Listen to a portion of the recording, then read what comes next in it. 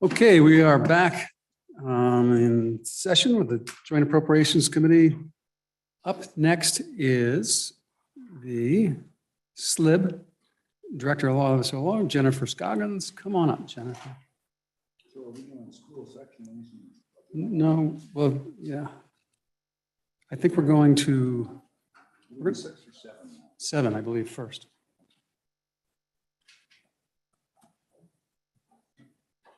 Welcome, Jennifer. Thank you, Mr. Chairman. Whoa, that's loud. I would also note Deputy Director Crowder is on vacation, but he is joining us by phone in an effort to answer whatever questions there might be about the state land leasing issue.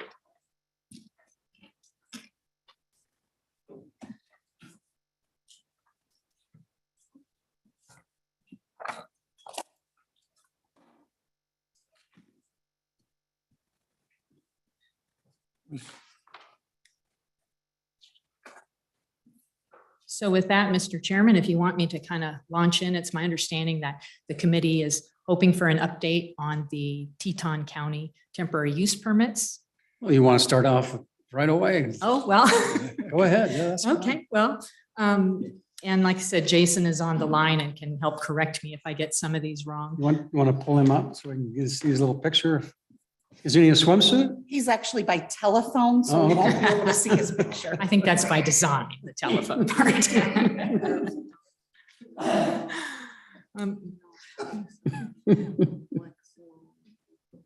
So, Mr. Chairman, just kind of as a recap to kind of bring everybody to where we are. Back in 2020, the legislature passed House Enrolled Act number 83, which directed OSLI to solicit proposals for development of certain identified school and state trust lands in Teton County. The goal was to look at maximizing revenue generation from the parcels, and we did conduct that study. We received about 30 responses to that solicitation, and then we did provide a report to the legislature and to the Board of Land Commissioners. And we had ideas that varied from commercial development to conservation, preservation easements, and to propose land exchanges. Through that study, we recognized that there was a high demand for the what we call the Teton Village parcel, or the parcel that's off of Highway 390. And so in December of 2021, we looked at the situation, realized that we had some temporary use permits that were issued for uses of that parcel that were about to expire. And those temporary use permits were for a duration of 5 years. So we then launched into a competitive and market-driven process. We conducted another commercial permit solicitation, again, keeping in step with our historic issuance of TUPs for 5-year periods. That's what we were offering in this specific situation. We accepted solicitations from December 2021 through February of 2022. We had 18 proposals for 9 tracts on the Highway 390 parcel. OSLI internally evaluated the applications. We were looking for those that best represented progressive land uses and fair market compensation for the trust beneficiaries, but we're also consistent with the board's management goals for the parcel. OSLI ultimately selected 3 landscaping company proposals, another storage proposal from Wilson Investments, and the base camp off-grid accommodations proposals. And those recommendations were provided to the Board of Land Commissioners at its April 7th, 2022 meeting. And the board in that meeting took comment and ended up approving the 3 TUPs for the landscaping companies and asked OSLI to again go out for additional comment on the storage facility and on the base camp off-grid accommodations facility. So at the June 2nd, 2022 meeting, the board again entertained the TUPs for the base camp and the Wilson Investments projects. They additionally took more public comment on that. They grilled those applicants because of the nature of the use. Obviously, we were only offering the TUPs for a 5-year duration, and there were concerns expressed about, these types of applications. Do they really require something more long-term than that? They indicated that they could, in fact, do their projects in the 5-year period and be profitable. Of course, they had hoped that they might get a renewal, but we were very clear with them that there is no intention of renewal, that our idea is to look for more long-term leasing type situations moving forward. And so this was for 5 years and 5 years only. On the basis of the testimony received and the public comment, the board did go ahead and approve the TUPs for Base Camp and for Wilson Investments. And to date, all of the TUPs have been issued to those successful applicants, and the TUP permittees have been embarking on their projects.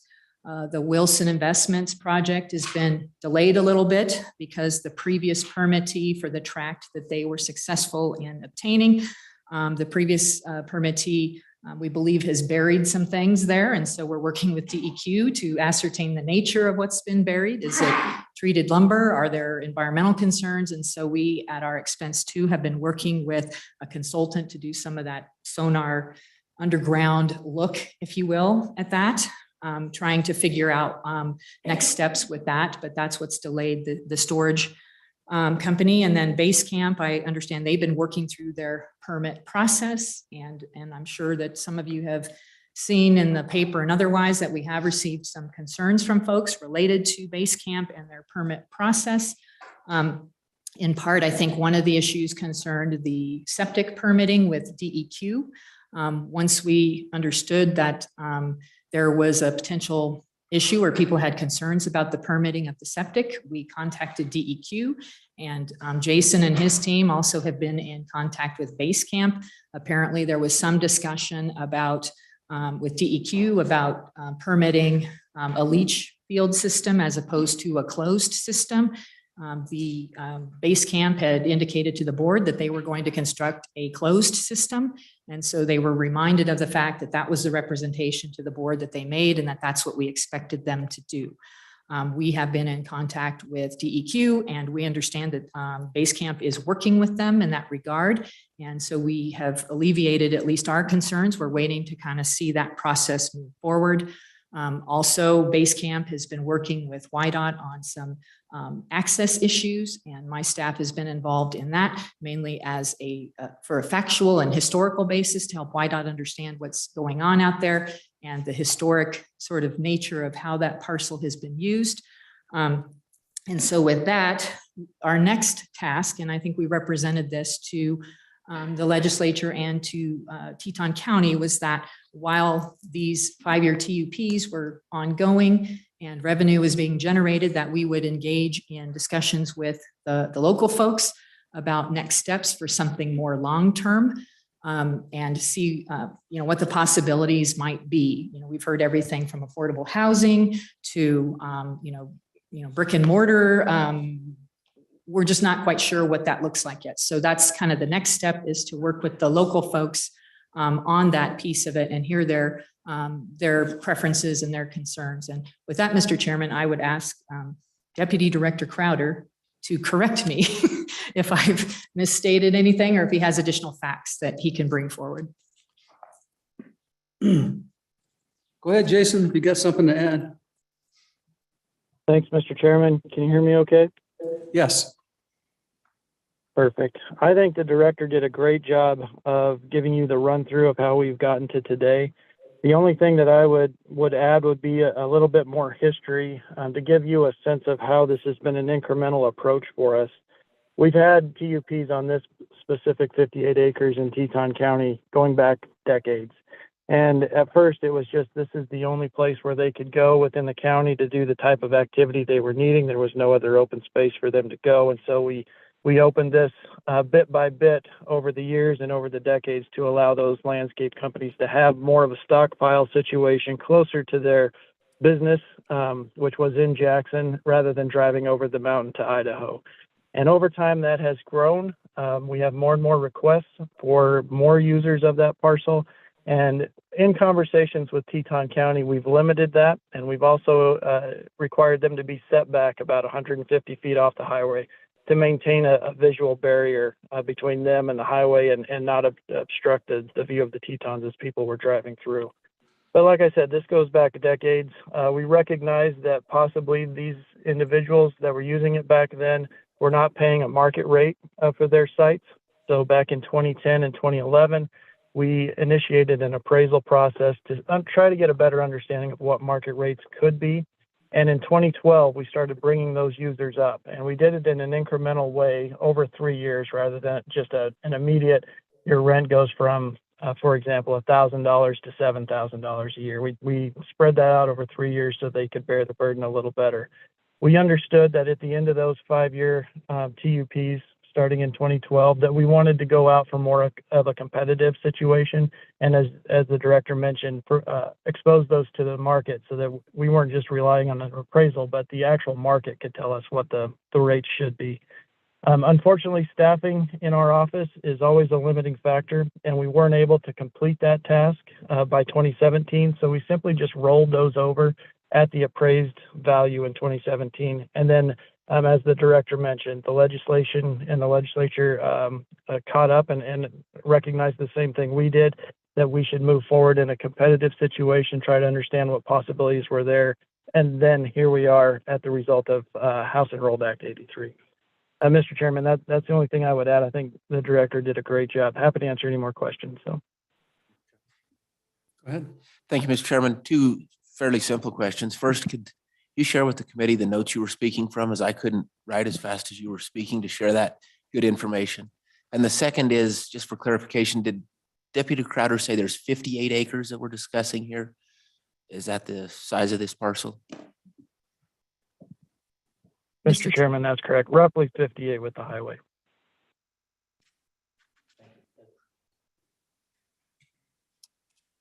Senator Grew. Thank you, Mr. Chairman. And before I start, I wanted to thank the director for taking the time to meet with me yesterday and go over some of these issues. I really, really appreciate it. Also, thanks to the governor's office and Speaker Luthi for helping facilitate those discussions. I thought they were very fruitful. I'd like to start, and if you can, either yourself or Jason, who are more applicable, talk a little bit about this sonar underground stuff we were doing over where the storage unit proposal is. What exactly you found so far? How long do you think that process will take? Mr. Chairman, Senator Garu, I would defer to Jason on that. He has been in contact with our staff that have been up there on site with that consultant. Absolutely. Mr. Chairman, what we've done is had a recognition that as the previous tenant left, one of their things they did to remove items on their permit area was to, one, take them to the landfill, or two, possibly dig holes and just bury what's there. And also, it's been a long-standing tenant in that area that we've had some compliance issues in the past with possibly some motor oil just being dumped on the ground that we've had to address with them. So we understood there could possibly be a situation there that we wanted to at least understand what it was, if it was an environmental concern or not. Really, before we allowed a new tenant on top to put buildings and maybe another layer of gravel that would hide or push out the effects of an environmental impact, a negative one. So we researched and found some companies that could provide ground penetrating radar for us that could show us for sure the metal objects that were in the ground. But this company indicates that they may also be able to show us if there were any dimensional wood or things like that within the ground that we could see. And knowing that they're possibly treated, we would be able to identify those areas where we could excavate and understand what they were. They have completed or largely completed their work. They worked all last week, and I believe they're completing this week of that ground penetrating radar exercise. It's a very slow process, especially when they go across all of the 4 acres. And then we're expected to have some report within the next few weeks to get an understanding of what they found. They're not just finding it and telling us that. They have to review all of the material or the data that comes out of their machine and give us some analysis and then give us a direction where it is. So that's where we're at with the sonar project. from that, we'll work with DEQ to dig up areas where we feel there are concerns, and then we'll also work with DEQ to go after the previous tenant if we need to, if we find anything of environmental concern, and then obviously work with DEQ to mitigate those issues if found.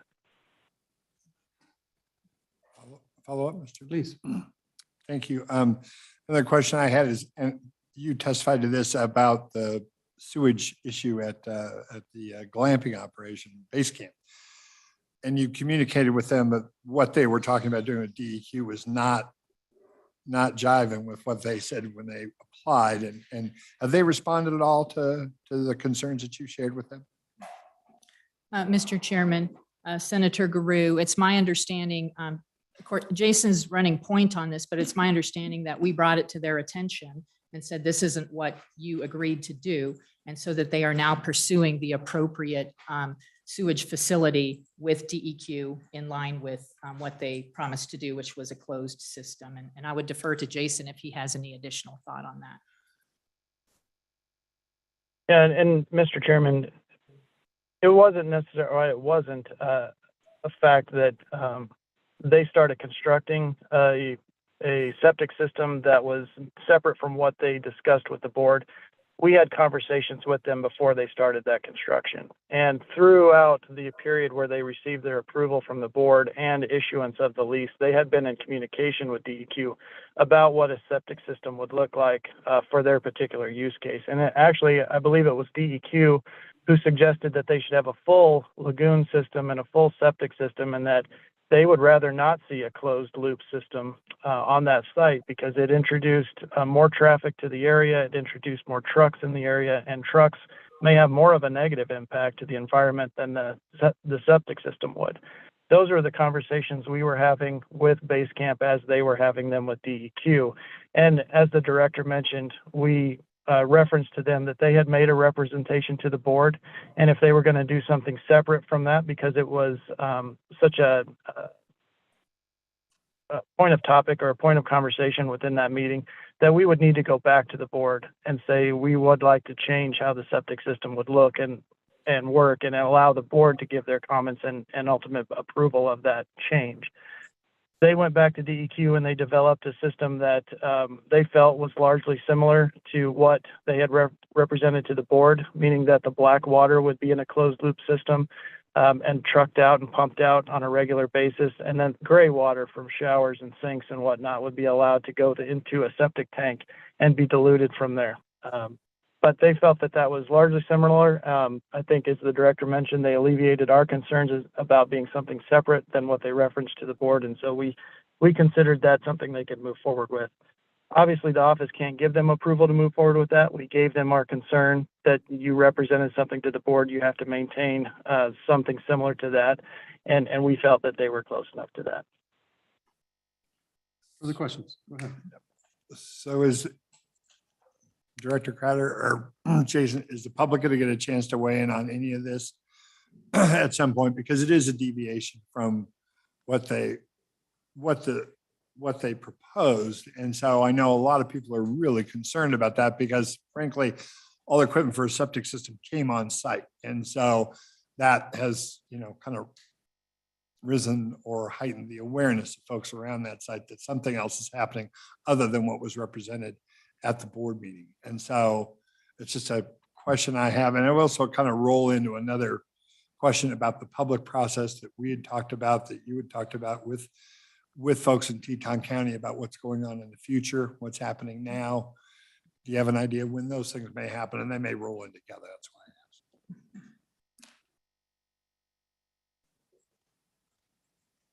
I asked. I'm sorry, Mr. Chairman. I thought that was directed to Jason. Jason, the first part of that. Yeah, absolutely. Thank you. Mr. Chairman, there's not another public process that OSLI goes through once the permits are issued.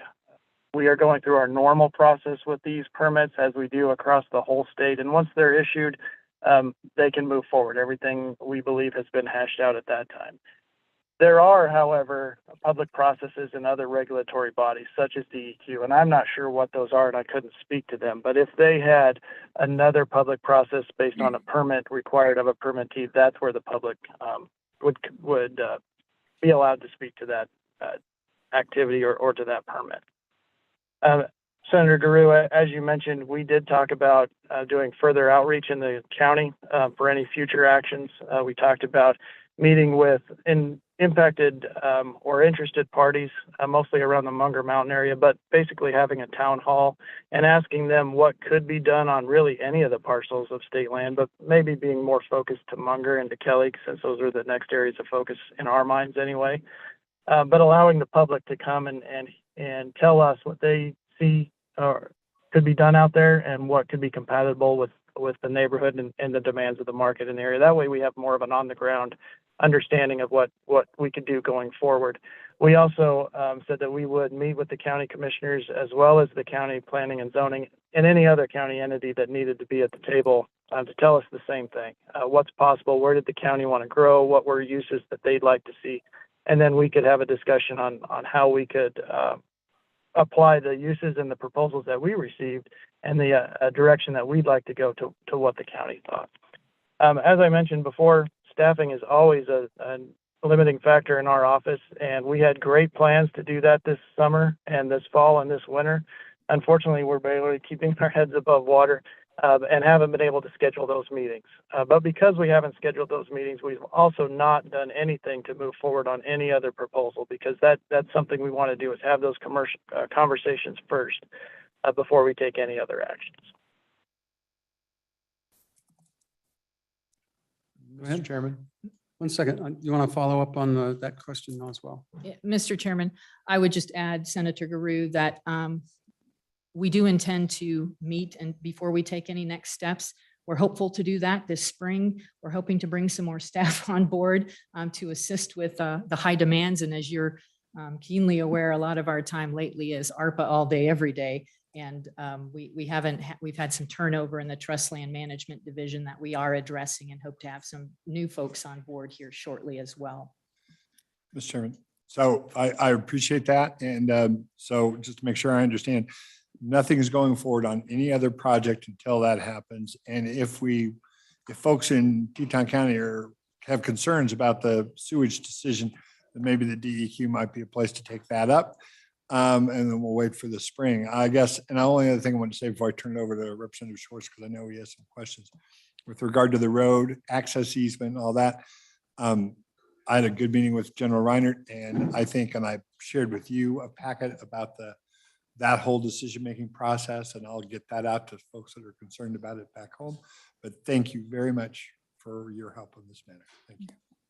Mr. Chairman, Senator Garu, thank you. Appreciate you bringing the concerns to our, to our attention. And I have not yet read, obviously, the report that you have from General Reiner, but General Reiner and I have been in discussions about that access permit, and we have committed to working with YDOT moving forward. So thank you. Mr. Chairman. Representative McKinnon. Thank you, Mr. Chairman. Director, I'm curious with the TUP, I'm guessing at the end of the 5 years, the permittees will be responsible for returning the parcel in a, I guess, a similar state. Maybe would be a way, there's probably more technical terms, but is there any provision for that in terms of a bond or something like that, especially when we started talking about septic things and whatever? And it just, could you speak to that, please? Mr. Chairman, Representative Kinner.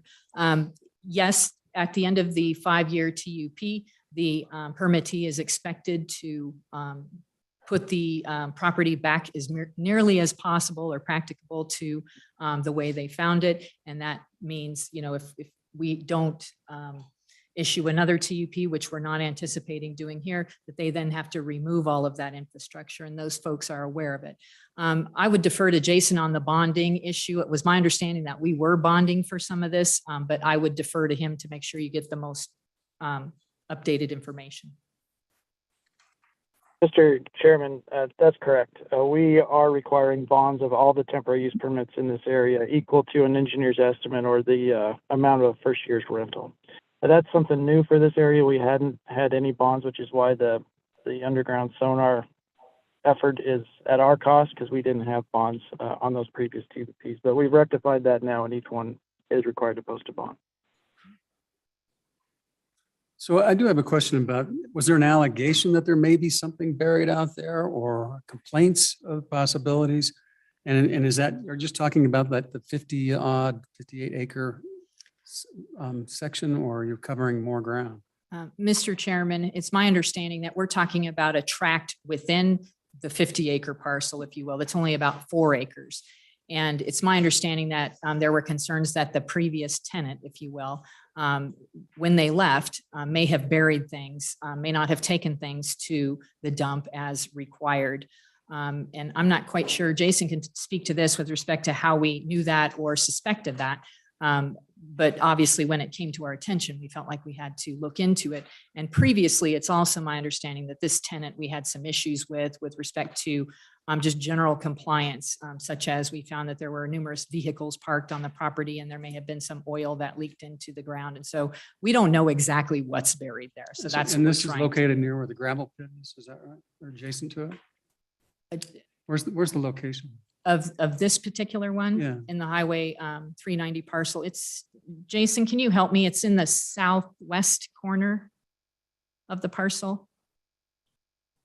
Mr. Chairman, that's close. It's in the southeast corner, Oh, southeast. right along the highway there. The particular track we're talking about is track number 2. It's along the southern border of the full 68 acres. And as the director mentioned, it is roughly a little less than 4 acres that we're worried about.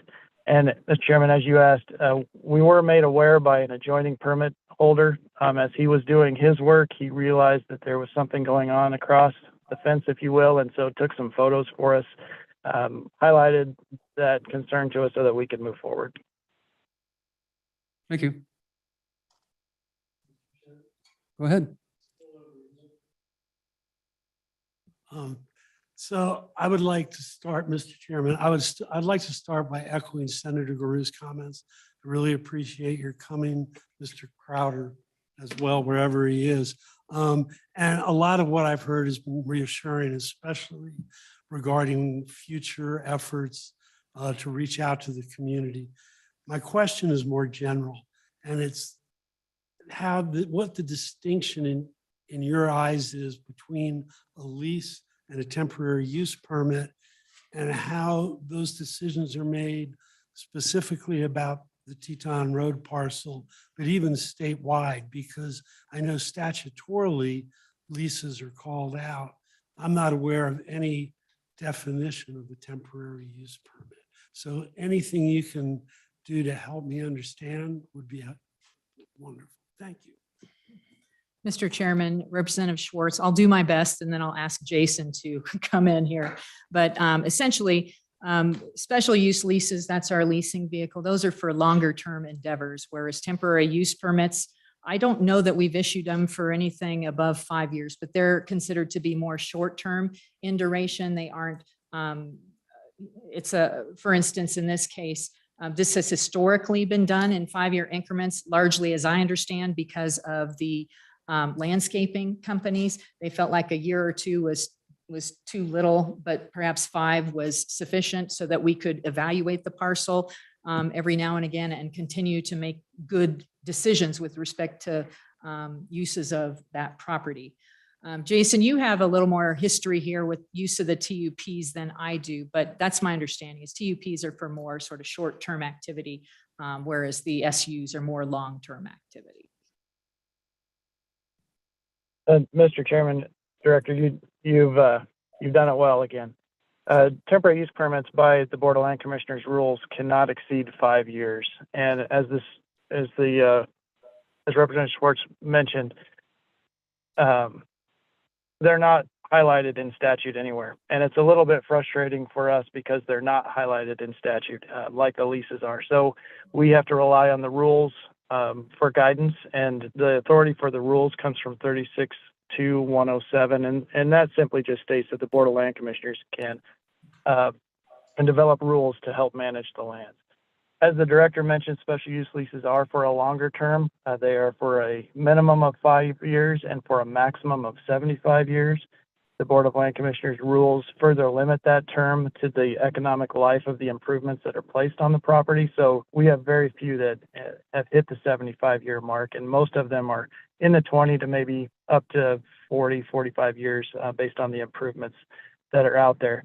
But as we, or as anybody manages land, and especially a land trust as the state of Wyoming does, we have uses that do not tip that 5-year term scale. We have weddings, we have races or endurance races and things like that, or short-term stockpile sites as what we have on this site that don't need a lease because they're not going to be out there for that long. And so we have a need for a temporary use permit. It's a little bit frustrating in the statutes because they're not specifically called out and given very hard sideboards. But that would be the difference, exactly like the director mentioned, short-term versus long-term. Thank you. So that's very helpful. I'm curious, does intensity of use come into play in this?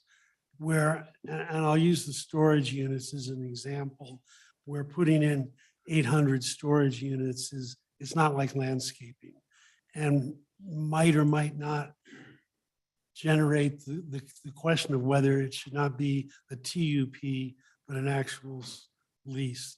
Has that ever come up? Mr. Chairman, Representative Schwartz, I'm not sure that we look at the intensity as you've described it and in your comparison.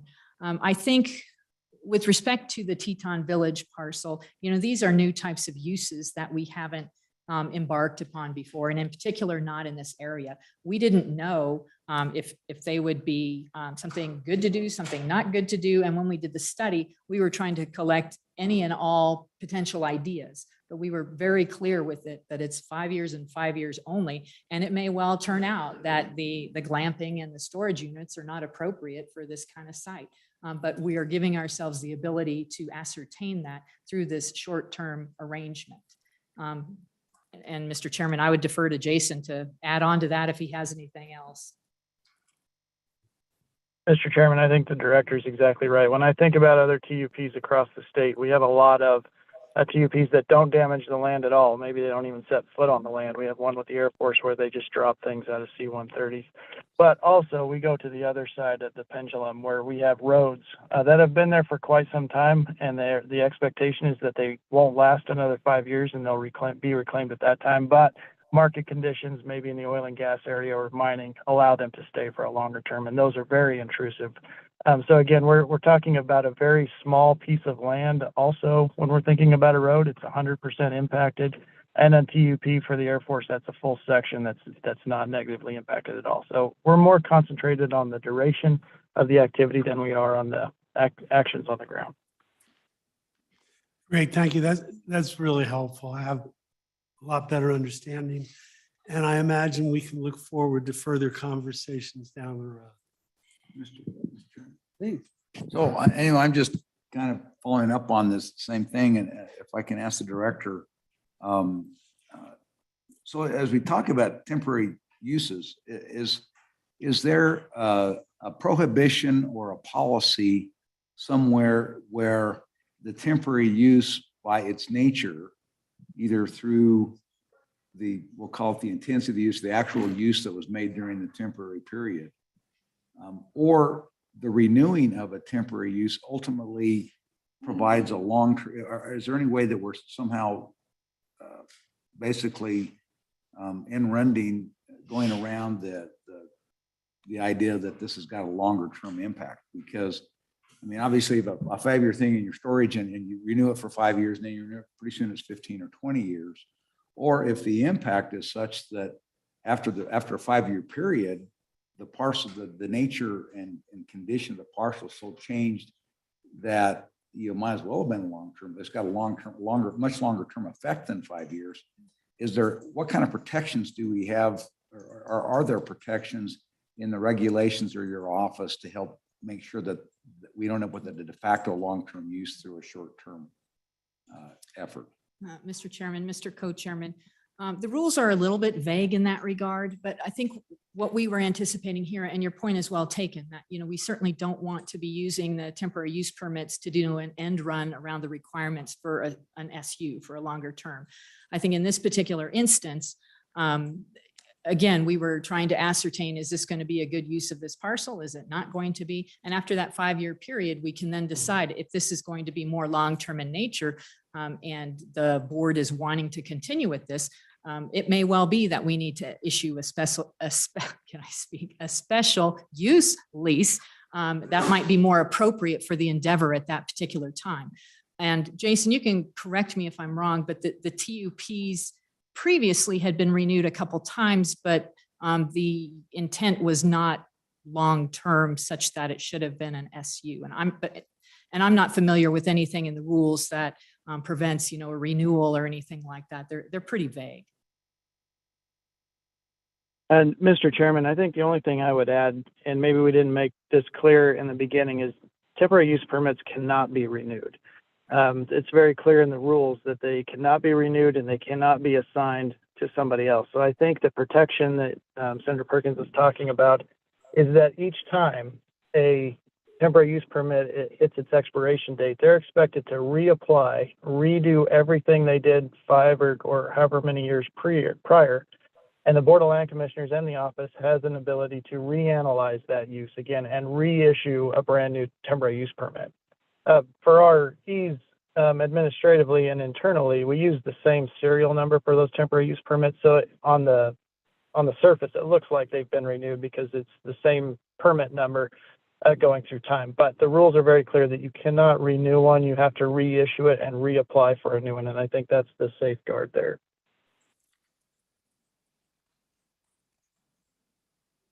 Okay, further question? Senator Gurus.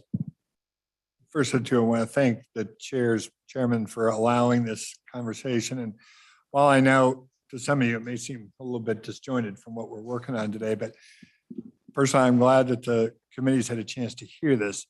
Right now, this piece of land that we're talking about is extremely valuable. And that's why the concern in our neighborhood. As time goes on and land values increase, this problem is going to come to your door. OSLI is going to be faced with folks coming wanting to do leases in front of grazing permits, in front of ranch operations that are, because it'll be right by the road and it'll be very valuable. And they'll be faced with some tough decisions.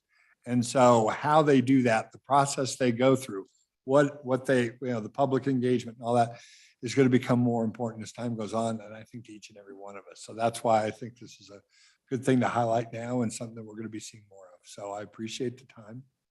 And I know it's taken a little bit, but we do appreciate it. Thank you. You bet. Okay.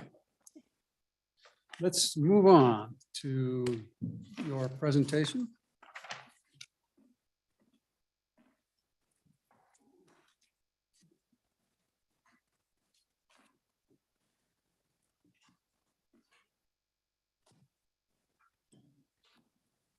Okay, Mr. Chairman. Again, for the record, I'm Jennifer Scoggin, Director of the Office of State Lands and Investments. With me, I have Amanda Sewell. She is our Assistant Director for our Administration and Financial Services Division. And I have Beth Blackwell. She is our Grants and Loans Manager. They are truly the brain trust behind all of the state loan programs. You may recall that at the September 9th JAC meeting, we were asked to provide recommendations to you with respect to possible streamlining of the State Loan and Investment Board loan programs. And you asked us about recommendations for reductions to the statutory allotments as they currently stand. Specifically, I believe the committee asked us to look at the farm loan program, which currently has a $275 million allotment. And that includes the beginning agricultural producer loans. You also asked us to look at the capital construction loan program, which has a $400 million allotment from the Wyoming Permanent Mineral Trust Fund. In order to sort of inform our recommendations to the committee, I had staff look at it. Amanda and her staff analyzed the last 11 fiscal years related to the number of loans presented to the SLIB, the loan amounts requested, the number of SLIB approved loans, the loan amounts approved by SLIB, the loan program balances on June 30th of 2022, and the number of loans as of June 30th of 2022.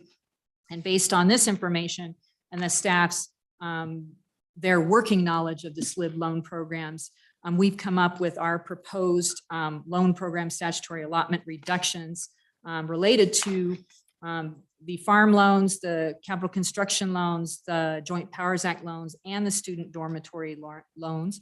And before I get into that, I also wanted to note that we did take these recommendations in an informational board matter to the State Loan and Investment Board at their October meeting and asked for their input with respect to our recommendations. And I'll get into their comments here in a minute. With respect to the farm loans, which includes the beginning ag, as I mentioned, the current allotment is 275 million, and we're proposing 50 million. The average number of the beginning ag loans presented to and approved by the SLIB annually since 2015, it's modest with approximately between 5 and 6 loans. And the maximum, beginning ag loan that can be approved by the SLIB is $1 million. With respect to the non-beginning ag loans, we really haven't seen much activity in this program since 2012. There are currently only 5 outstanding loans in that bucket, if you will, which total about $900,000. So we're proposing the reduction to $50 million. We believe that that would be appropriate for this program. When we discussed this recommendation with the Board of Land Commissioners, they did have a little bit of concern related, or excuse me, the State Loan and Investment Board. I have too many boards in my head, my apologies. When we did discuss this with the SLIB, there we go, they had concerns about completely eliminating the program, mainly because with the economy the way it is, there may be some desperate need for the program moving forward. And so while they weren't as concerned with the amount of the proposed allotment from OSLI at $50 million, they thought that there should be maybe a trigger of some sort that would appropriate more money to the program in the event that we see a high usage of the program. I think that the governor reminded us that back in the 1980s, this program was heavily utilized and folks were waiting in line to actually utilize the program. And so they were thinking that if there could be a trigger to appropriate more money for the program based on some economic driver, that would be their preference. 1 second, please. Go ahead, Representative Larson. Thank you. 2 questions, Director Scoggins. I thought I heard you say a loan amount of you used the term $1 million, amount of $1 million. Is that the maximum loan? Mr. Chairman, Representative Larson, yes, in the beginning ag program, that's the maximum. And is that in the regular farm loan as well? And then Yeah. follow up, Mr. Chairman, because then as you go through and you see the outstanding balances, is that the sum total of outstanding balances, not a per? Yes. Okay, thank you, Madam Chairman. And then, so, as some of my colleagues and I have talked about the potential use of a trigger, that could be a legislative session where we say we need more money, right? Mr. Chairman, Representative Larson, I think they were thinking of something that would be a little more nimble than a legislative session, something such as, trying to find it in here. Go ahead, Beth. Mr. Chairman, I think is this not the epitome of nimble? I didn't mean it like that. I just meant if things break loose this spring or summer after the session, they want to get on it immediately. So I did not mean anything derogatory. Yeah, I'm confused whether this is a figurative nimbleness or if they're really looking at the physical ability to be nimble. It's the same. Mr. Chairman, I'm sure that wasn't intended to impugn Representative Twinkle Toes down there. Mr. Chairman, Go ahead. so you mentioned that back in the 80s, this was a more heavily used program. In general, do you have the data to show the relationship between uses of the program and interest rates? Because I'm guessing there's a pretty close correlation. Mr. Chairman, Representative Swartz, I was not around at that time period. However, from discussions from retired staff, my understanding is that this fund or this program was fully utilized during that time period. In fact, there was, I think, even a waiting period for them to be able to process applications for this program. And I believe the SLIB at that time even met monthly. So there was quite a demand on the program and it was fully tapped out. Well, and Is that was the the knowledge I era- have. That was the era of variable interest rates, because Yeah. that's all you could get. Well, yeah, Mr. Chairman, I was just going to say, I mean, in 1980 and beginning of 1980, I was the chief financial officer of a company that manufactured you know, I remember going to the bank, borrowing at 18%, which I think we were prime plus, I don't know if it was a half or whatever it was, but the prime rate was up in that area. That's the reason for that usage, was that the cost of capital was so high. And, you know, I think the Fed has itself in a much different box these days. And so. And what, you know, obviously the purpose for doing this is because we don't want to tie up 150 million for the next 15 years on the auspices that this may or may not happen. Yeah, go ahead. Mr. Chairman, a question for Mr. Richards. From a profiling and investment standpoint, if we were to impose a trigger, say at 7%, when the Fed rate reaches 7%, then automatically 100 million more would go into the account, for example. Initially, that 100 million would already have to be profiled to where it couldn't be invested long-term, thus defeating the purpose of reducing the amount as we're proposing today, or a little more discussion on how that functionally would work. It's just the status quo. Mr. Chairman, first of all, it's my understanding that the State Treasurer's Office is not holding the current unobligated balance in cash at the chance that a sufficient number of applicants will come forward. They are taking it into consideration, but there is not $100 million pot of cash in the state agency pool, as opposed to investing more aggressively in alternatives or fixed, longer term fixed income or equities or those sorts of things. But I think the notion of both approaches, as you state, are similar. If applicants come forward, they could come forward at any time. If the federal funds rate is increased to a threshold level that is in statute, that arguably could occur at any time, probably further at some points than others, but could occur, in which case the same mechanism by the State Treasurer's Office, they would take it under consideration, but it's my understanding they don't have the explicit amount of money for all of these funds to be loaned out tomorrow.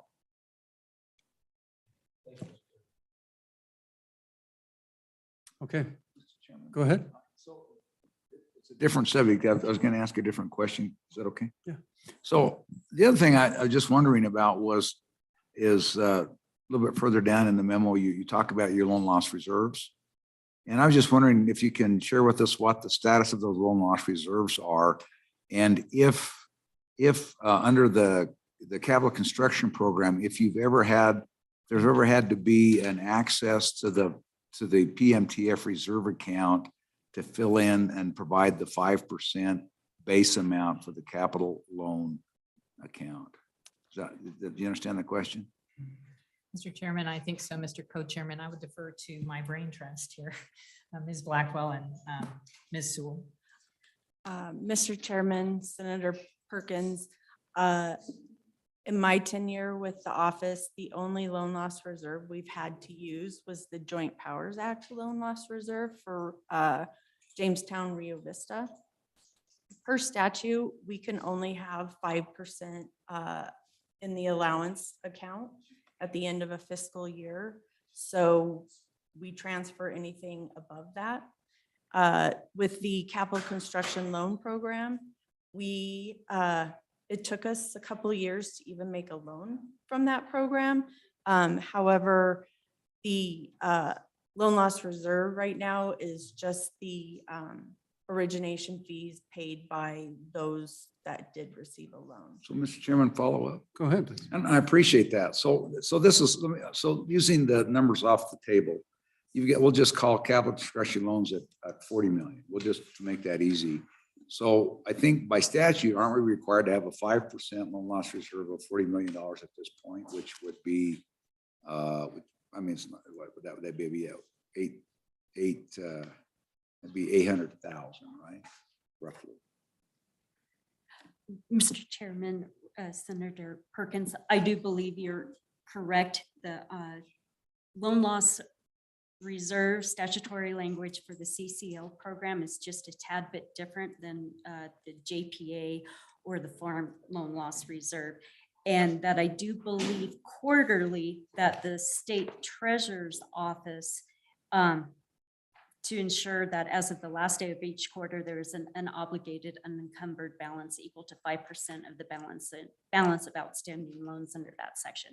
I do believe that is supposed to be trued up each quarter by the treasurer's office. And so, Mr. Chairman, if I can follow up on that. So, I mean, this is the one, this is the high point of what I was trying to get to is what the legislature did is they basically provided an automatic overdraft protection, if you will, against the PMTF reserve account to the extent of 5% of the loan loss origination. Now we're charging 1/2 of 1% as a loan loss origination. So by definition, every loan that goes in, isn't the treasurer required to then tap the reserve account for 4.5% of the amount to go into the loan loss reserve? So there's an automatic appropriation that's happening every time there is a capital construction loan made. Is that not correct? Mr. Chairman, Mr. Co-Chairman, I would agree. And so, and compared to the rest of them, the JPA and the farm loan program, all the rest of those, there's a 1% origination fee, which is then accumulated just like the 0.5%, but there's no automatic overdraft requirement to fill up any of the other amounts. Right? Is that correct? Mr. Chairman, that is correct. All right, thank you. Okay, further questions? All right, please proceed. So, Mr. Chairman, that brings us to the capital construction loan program. Currently, there's 400 million allotted for that program, and you may recall that 200 million is supposed to go to road and street projects and 200 million to other infrastructure and eligible projects. To date, I don't believe we've ever had a road and street project application. This is as I think Amanda said, this is a relatively new program that was established in 2018. We have SLIB's only approved about 10 total loans for $36 million. We looked and delved into this, and we believe that the appropriate loan statutory allotment would be 175 million based on use and anticipated use. Of course, when you're dealing with infrastructure projects, there's a lot of ARPA money floating around right now and IIJA funding coming down the pike. So, that one may ultimately need to be adjusted after some of the federal programs have concluded. But that's the amount that we would propose. And in addition to that, the Joint Powers Act loan program, we would actually recommend that program be eliminated due to low participation. I think there is low participation likely due to there are other SLIB loan programs with a lower maximum interest rate, such as the CCL program. If in fact the committee wanted to continue on with some sort of JPA funding, we suggest that could possibly be absorbed by the CCL program. There would just need to be some additional language, probably statutorily, to include airports and airport facilities to be qualifying applicants in that loan program and special districts. And then the student dormitory loan program, we would also suggest considering elimination of the 60 million appropriation for that, or excuse me, allotment for that. Currently, community college districts are eligible participants under the CCL program. Right now, we've only ever had two, I believe, loan applications through that program. We believe that even with the proposed reduction to the CCL loan program, that could be any requests for student dorm loans could be handled through the CCL program itself. So I think that concludes our sort of allotment recommendations. We also talked to the SLIB about additional ideas they might have. They suggested that it be considered perhaps seed money be given to some of these loan programs and turn them into a more of a state revolving fund situation. And that way they could continue to replenish with money allotted for those programs. So that was one other idea. Beth, Ms. Blackwell, was there anything else that you can recall from the SLIB discussion? I don't think so. I think that covers it pretty well. So, Mr. Chairman and Director Scoggins, I would make the assumption that maybe the lack of participation on this is because, again, it is a loan. When for most municipalities and whatnot are looking for grants. And so I read that comment on establishing a revolving loan with interest because we see a lot of pressure come to convert those loans into grants, which then defeats the purpose of a revolving loan because there's no payback. And so do you have any concerns as you look at this historically that could possibly be the case? Go ahead, Ben. Mr. Chairman, Representative Larson, with the drinking water and clean water state revolving funds that have the principal forgiveness or the grant component, that's a requirement of the federal government. It's a requirement of the capitalization grant that we receive.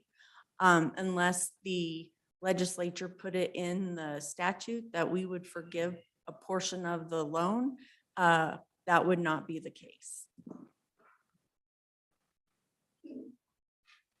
And so just to clarify on the capital construction loans, the student alarm loans, when those are paid back on the outstanding balances, those revert to the general fund, or where do those dollars go? Those funds are returned to the permanent mineral trust fund. Okay. So for the, please proceed. Anything else on this? Representative Kinner. Mr. Chairman, thank you. I'm not sure who this might be for. It might be for Don. I recall when we discussed this earlier, did we have some numbers that we had looked at and said, okay, if we're able to sort of take these funds from this commitment from the LSRA and reinvest them a little different manner, a little longer term manner, what that might be in terms of additional revenue? Did we have any thing along those lines? Go ahead, Don. Mr. Chairman, Representative Kinner, we did not. We reached out to the state treasurer's office and their response was that they don't have, as I mentioned previously, they don't have a pot of money that is explicitly excess unobligated funds for the JPA program and the farm loan program and the capital facilities program. I think what you may be thinking of is there's a separate analysis that did look at some of the other types of programs within the LSRA, as well as within the total return opportunities within the work of the Select Committee on Capital Financing and Investments. That could be it. Thank you. So Don, but my recollection is that in terms of their overall investment strategies, by having these potential loans options, that they keep more liquid type assets as opposed to midterm and long-term range investments. And so my recollection is that Patrick Fleming testified that they could increase the return because they would invest some of their funds differently because of the potential use of these dollars. Is that, am I right? Mr. Chairman, I think that is quite possible, but I have not seen an explicit Figure. right delta there. Now, separately from the state treasurer's office, this is, I don't want to attribute it to them. LSO did do a look at this several times over the last couple of decades. And we looked at the unallocated portion of the obligation and assumed that if it were invested, fully invested at the highest return. And then we did come up with a delta, but it had a lot of assumptions in it such that it was at the least, it was the most liquid moving to the most long-term. I have not seen any numbers specific from STO on it. So, Mr. Chairman, Go ahead. my recollection is exactly like yours, and I think that the testimony is associated with some of these monies. What they tend to do is they're invested in short-term liquid assets. So we're talking 6 months treasuries, 2-year treasuries, and so consequently, that's a lower rate of return, or at least historically it has been, because we're not going into equities and some of these other assets. So there is a lost opportunity cost associated with doing this. Now they are invested, but it's primarily fixed income with short duration, which right now may not be such a bad thing, but this is kind of a historic time, at least in the last 2 decades. Yeah, and so if someone in the treasurer's office is listening, I'd appreciate that they kind of just reconfirm that for us and what the difference. I mean, if we do a proposed production of 570 million, what's the overall difference or potential difference that would bring? And if we make it 750 million versus the 570 million dollars, if it's a big difference, because that kind of that's what we need to understand. And so, Don, if you would just follow up with that as well. They're not listening. Or not paying attention. Go ahead, Representative Stiff.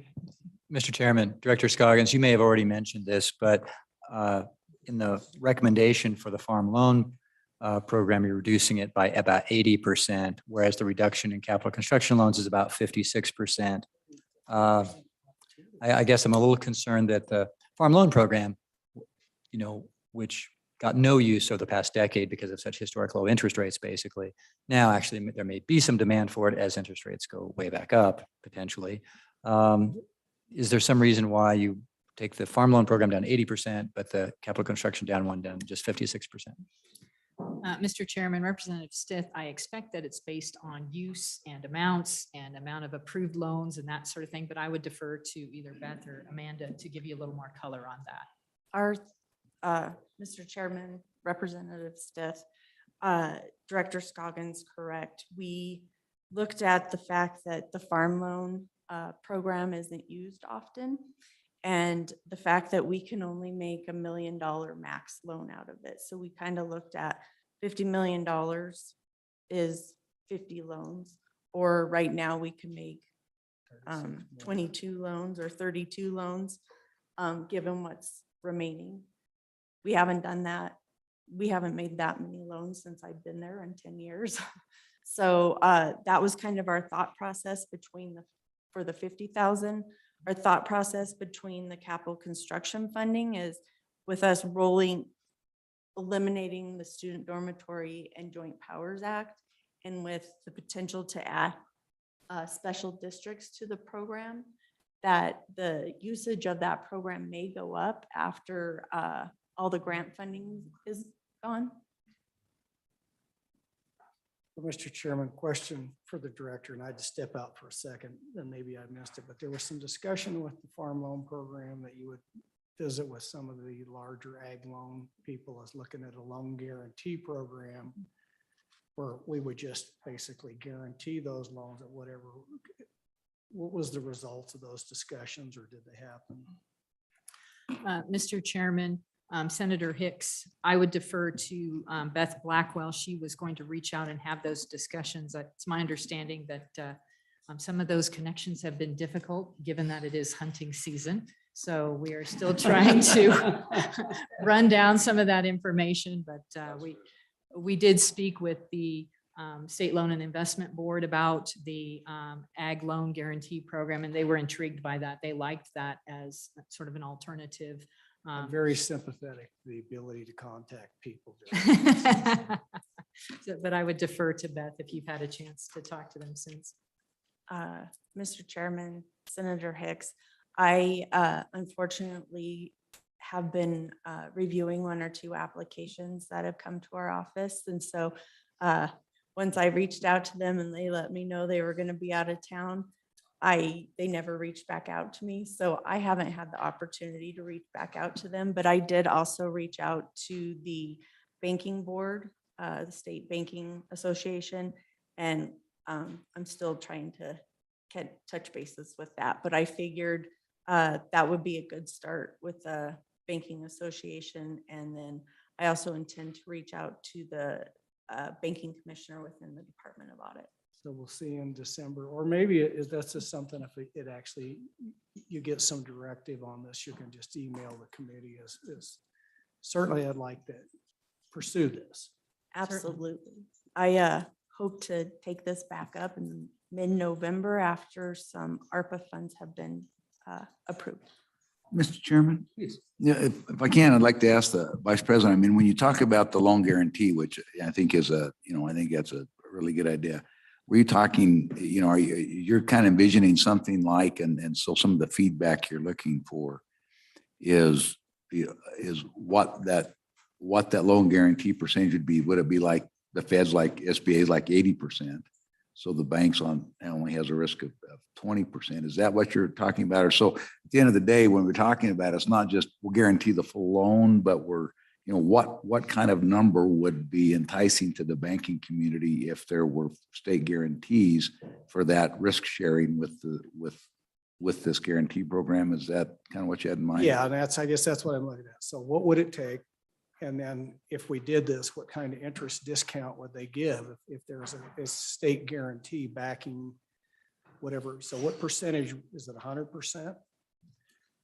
And then what's the discount rate that they would give for that guarantee? Does that make sense?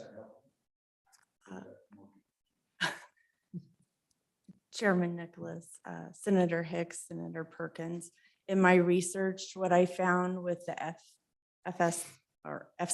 FSA is they have a maximum amount that they will guarantee. My thought was our maximum amount would be $1 million, just like with the farm loan.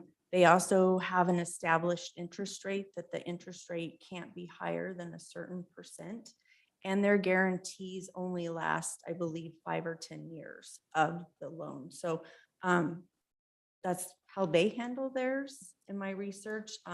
SBA was a little different, but I think if we can maybe get in touch with those with Farm Credit Agency and kind of figure out how they figure that out and how often they change their interest rate and things like that, we could hopefully learn from them and maybe not recreate the wheel. Yeah, and theoretically, the question is, are there other states that do it?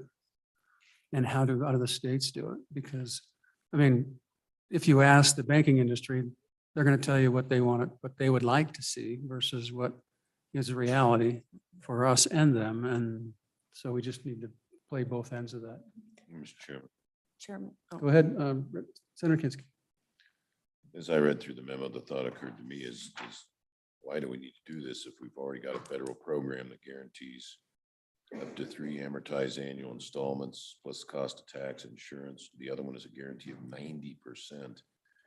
I wonder if these programs were in existence in the 80s when this state program came into existence. I'm hoping the need for the state program has been eclipsed by these federal programs. Maybe you can find out if they even existed in the 80s. And if they did, why they weren't sufficient. What was the gap we were trying to fill by tapping the PMTF with these ag loans? Mr. Chairman, and some of that may be around eligibility requirements to participate in USDA programs. I'm suspecting, but I don't know that for sure because they do have pretty lengthy eligibility requirements that have. Well, I would also be curious in the 80s if there was 400 million available. My guess is that that's been incrementally increased over time. 400 million was a lot different amount of money back then than it is now. But I would be surprised it was that much, just because it was almost our annual budget, or less, or more. And Mr. Chairman, just another follow-up for the director. I mean, I honestly think that this should be we should be a lender of last resort. In other words, I don't want to take the private sector out, which is, and quite frankly, that's what some of these entities are, is that's how they make a living doing this through the ag loan program. And so do we have current existing criteria in place as the lender of last resort? Mr. Chairman, Senator Hicks, I'm not sure we have specific criteria that places us as the lender of last resort. And I am aware of, I believe it was last year, the Ag Committee was looking at, gee, we should just lower the interest rate for the Ag loan program. But some of our testimony was this program has always been sort of the loan of last resort. It's not intended to compete with local banks on any scale. It's essentially for emergencies. And I am aware that the governor endorses that view of it and has always felt that way about it too, but I'm not sure that there's specific criteria in the rules or in the program related to that. Go ahead, Ben. Sure. Related to our loans, we review their financial information. We make sure that they're able to pay back the loans. The criteria with our loans, they have to be a resident of the state, which sometimes we have people outside the state who want to move in and want to purchase their land using our money. I would caution using the term lender of last resort because that makes it sound like we are going to give, we are the people that banks won't loan to. Whereas those are, if the bank won't loan to you, we won't either. And I think some of the protection that we have within our loans is the fact that statute limits how much we can loan on a property. We always have at least the maximum loan to value that we'll ever have is 70%. So that also protects the loans. I know that loan value doesn't pay loans back, cash flow does, but in those cases where entities are unable to fulfill their obligation, I feel like the state would be appropriately covered in those situations. Okay, further questions? All right. Go ahead.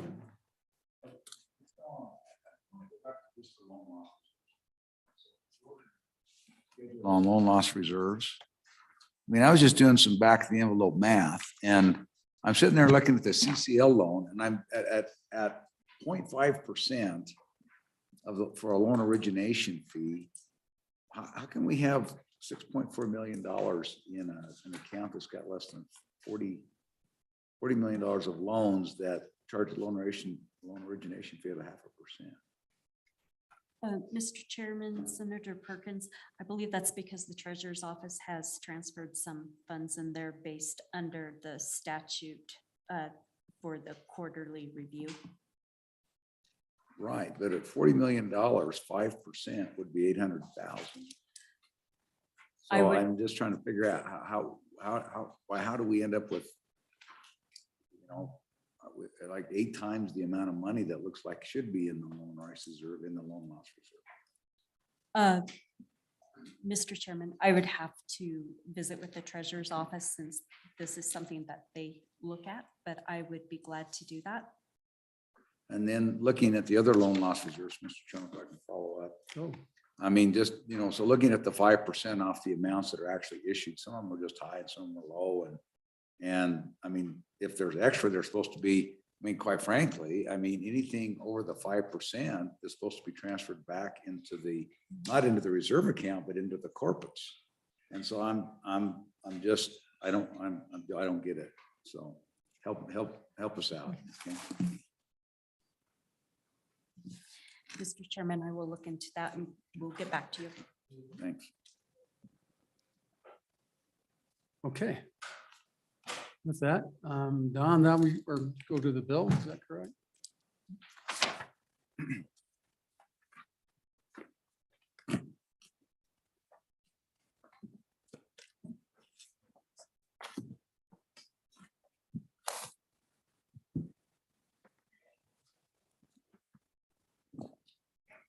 Mr. Chairman, while Brian is seating himself, we have reached out to the State Treasurer's Office, and before you work the bill, after Brian has completed the introduction, I believe Patrick will be able to answer the questions on the any benefit from the returns. Okay, great.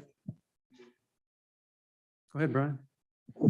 Okay, Mr. Chairman, members of the committee, 23 LSO 100, working draft 0.7. This is 7-02 in the meeting materials. This bill draft is one the committee looked at in September. It generally decreases the maximum limits for loan amounts for farm loans, infrastructure projects, and street and road projects. It is nearly identical, except the provisions concerning the drainage district bonds was split out into a separate bill. So page 2, lines 5 through 7, this would be an amendment for the farm loans, striking 275 million and then an amount to be determined by the committee. The staff comment just notes information from a May LSO memo regarding the utilization of these loans. Then page 2. Go ahead. Thank you, Mr. Chairman. Brian, but if we were going to follow OSLI's recommendation, that amount would be 50 million, correct? Yep, Mr. Chairman, Representative Larson, correct. Thank you. Then the bottom of page 2, moving on to page 3, lines 3 and 4. This is an amendment to 16-1-111A. This is the capital construction loans, would strike the amount of 400 million in an amount to be determined by the committee. And then the same on lines 3 through 5. Right now it splits that 400 million into two for infrastructure projects and road and street projects. So, Mr. Chairman, please. And this is I guess it's a question back because the CCL loan program actually has two subsets. And of the 40 million, roughly 40 million that's in there, what's the division between those two? Is it half and half, or is it all one? I think that's Mr. Chairman, Senator Perkins, it is all infrastructure. We have not received a application for roads, and our thought process when we did the recommendation is to remove the split. Just have the pot available for eligible projects. Thank you. Okay. Then, Mr. Chairman, moving on to page 4, line 10. So excuse me, Brian, I'm trying to remember, Don, what the genesis is when in 2018 when we added roads and streets. Was that for a particular project? Mr. Chairman, these bills were first crafted by Management Council at that time. The senator from North Bighorn County was particularly passionate about roads and streets in, I believe, the Cowley area. And that was a subcommittee's determination of the split there. I believe it turned out that Management Council did not sponsor the successful piece. I'd have to double check unless, and I think it was a private bill. And yeah, but it was still coming up from the northeast part of the state, I believe. Yeah, north central part of the state. Right. And it was an add-on because we also gave dollars to two particular projects and required some matching dollars, I believe. And this may have been part of the matching dollars if they wanted to apply for it. I'm just trying to recall. I also remember it was really late at night, really late in the session. And you came up with the formula. Yeah, I think so. We were there.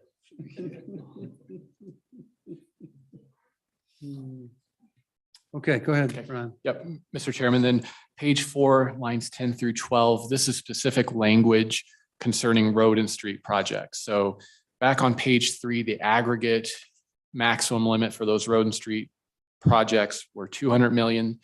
This language says the total loans for 1 year shall not exceed 100 million. And then not more than 35 million shall be made in any 1 year or two. And the language cutoff references cities, towns, and counties. So those would just be places again for the committee to fill in amounts or as amend as necessary. Then page 5, lines 1 through 10, this strikes language in 21-18-206, which concerns revenue bonds for community colleges, and it's a conforming amendment based on the change later on page 5. So page 5, lines 18 through 21, this strikes 21-18-313 concerning the community college bonds. It strikes the language that authorizes the state to invest permanent funds in those bonds. Page 5, line 23 repeals 1134-117C. This would remove the 20% limit of the total amount of permanent funds allocated for farm loans for beginning loans. And that language is reproduced in the staff comment on the top of page 6. Then section 3 of the bill, beginning page 6, line 18, just specifies that nothing in this act is construed to impair or modify existing contracts, loans, or bond purchases before the effective date of the act, or shall not be construed to release or diminish any liability of any person that's held by the state. And then this would be effective July 1, 2023. Okay, we have Patrick Fleming on the line, so let's bring him in so he can address our questions, so he can get off the line if he wants to. Go ahead, Patrick. We see you. Hello, Mr. Chairman. It's Patrick Fleming, CIO for the Treasurer's Office. Not sure what the question will be. I'm happy to answer whatever I can. So Patrick, the question is, what we're doing is reviewing these various loan programs. And I don't know if our recommendation went to on what loans we could reduce the total amounts, and the proposal that we received back is cutting roughly about 570 million out of the potential loan dollars from the capital. It would be 175 million out of the capital construction loans, and no, that's the other way around. It would be 225 million out of the capital loan construction and roughly 175 million out of the farm loan boards, as a total of close to $600 million that basically we take off the table that they cannot be used for farm loan boards or for any type of those loans. In other words, there would be no reason to have any investment restrictions because we're going to reduce substantially the amount of loans available through these programs. And our question is, how does that, what is the direct impact on your ability to invest these dollars or dollars that would otherwise have been available for these loans, if that makes sense? Yes, Mr. Chairman. I guess the number one thing that we do is we do not hold dollars back or investments back for the loans. But the number one thing that that impacts would be impacts the return of the funds. So as you know, the rate that you set is extremely significant, because what happens is many times you'll say, okay, the rate that you'll pay on these loans will be last year's SAP or Liz return or what have you. And so what happens is in a rising rate environment, you're looking at a significantly lower rate historically where they've been in the past than where they are now. And so in a rising rate environment, that would be an impact to the return of the fund because you're getting less of a return than what you would normally receive. Conversely, if rates were falling, it would just be the opposite. So that would be one of the bigger impacts. Number two is the credit quality of the loans. You're lending out monies to various entities in certain circumstances that would be below market rates. As you know, 30-year mortgages now are at 7%. So rates that are lower than what would be deemed the credit quality of that investment. If it's a Lizard or something like that, it's no problem. But other entities, I know in the past we've had loans that have not been paid back. So that's the other impact. And number three, probably the other one would be a big one for us that would cause us to hold monies back would be the unlimited nature that some of these loans have been put forth. So if they can borrow an unlimited amount, that would then cause us to liquidate assets in the PMTF or what have you, which would then cause a fairly significant impact, especially if we had to liquidate illiquid investments that could have a 10 to 15% bid offer spread. So those are really the three factors that we focus on from the loan perspective of what is negative and hits the return of our portfolios. Go ahead, Ms. Co-Chair. Thank you. And so Patrick, this is Senator Perkins. Patrick, so let me ask you, I think the same question, maybe a little bit different way. And so, for example, in the capital construction loans, which can be for infrastructure or some road and bridge by municipalities, there's a current statutory allotment of $400 million. So far to date, there's only been a little bit less than $40 million of that has ever been issued. When you have a current statutory allotment out of the PTM of up to $400 million of potential that there may be people may be asking for loans up to $400 million or groups of municipalities and local governments may be asking for loans up to $400 million. Do you have to invest or recognize that in the PMTF that that's a possible ask? And so you have to invest more conservatively in a more liquid investment that you might otherwise invest in without that high of a statutory allotment? Mr. Co-Chair, in a singular instance, we do not. But if you start to see many different entities borrowing, then that is where the problem occurs, because we have not taken one loan in the 400 million. We have enough liquidity for 400 million. If that number grew significantly and you get to the $1 billion number, then that's where the problem arises, where you have to liquidate.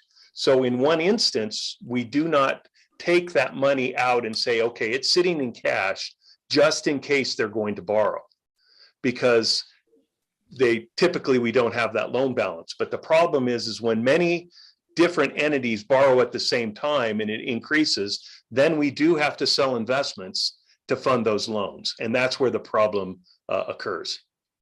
Well, and I think, Patrick, when we started this exercise, there was at least 900+ million just specifically for the PMTF. And my recollection is at one time you said, well, if you're going to do that, use something other than PMTF, use the LISRA or some other lower return accounts if you're going to do this, because then it won't impede your investment portfolio and how you allocate. That is correct, Mr. Chairman. And so our proposed legislation that we're working on today is going to remove almost $600 million of potential loans from the PMTF as a source or a guarantee or as the funding source. So what we want to do is make sure that we're doing something that is of value to you, other than the fact, and that will, better our financial position over time as well. That is correct, Mr. Chairman. That will help us.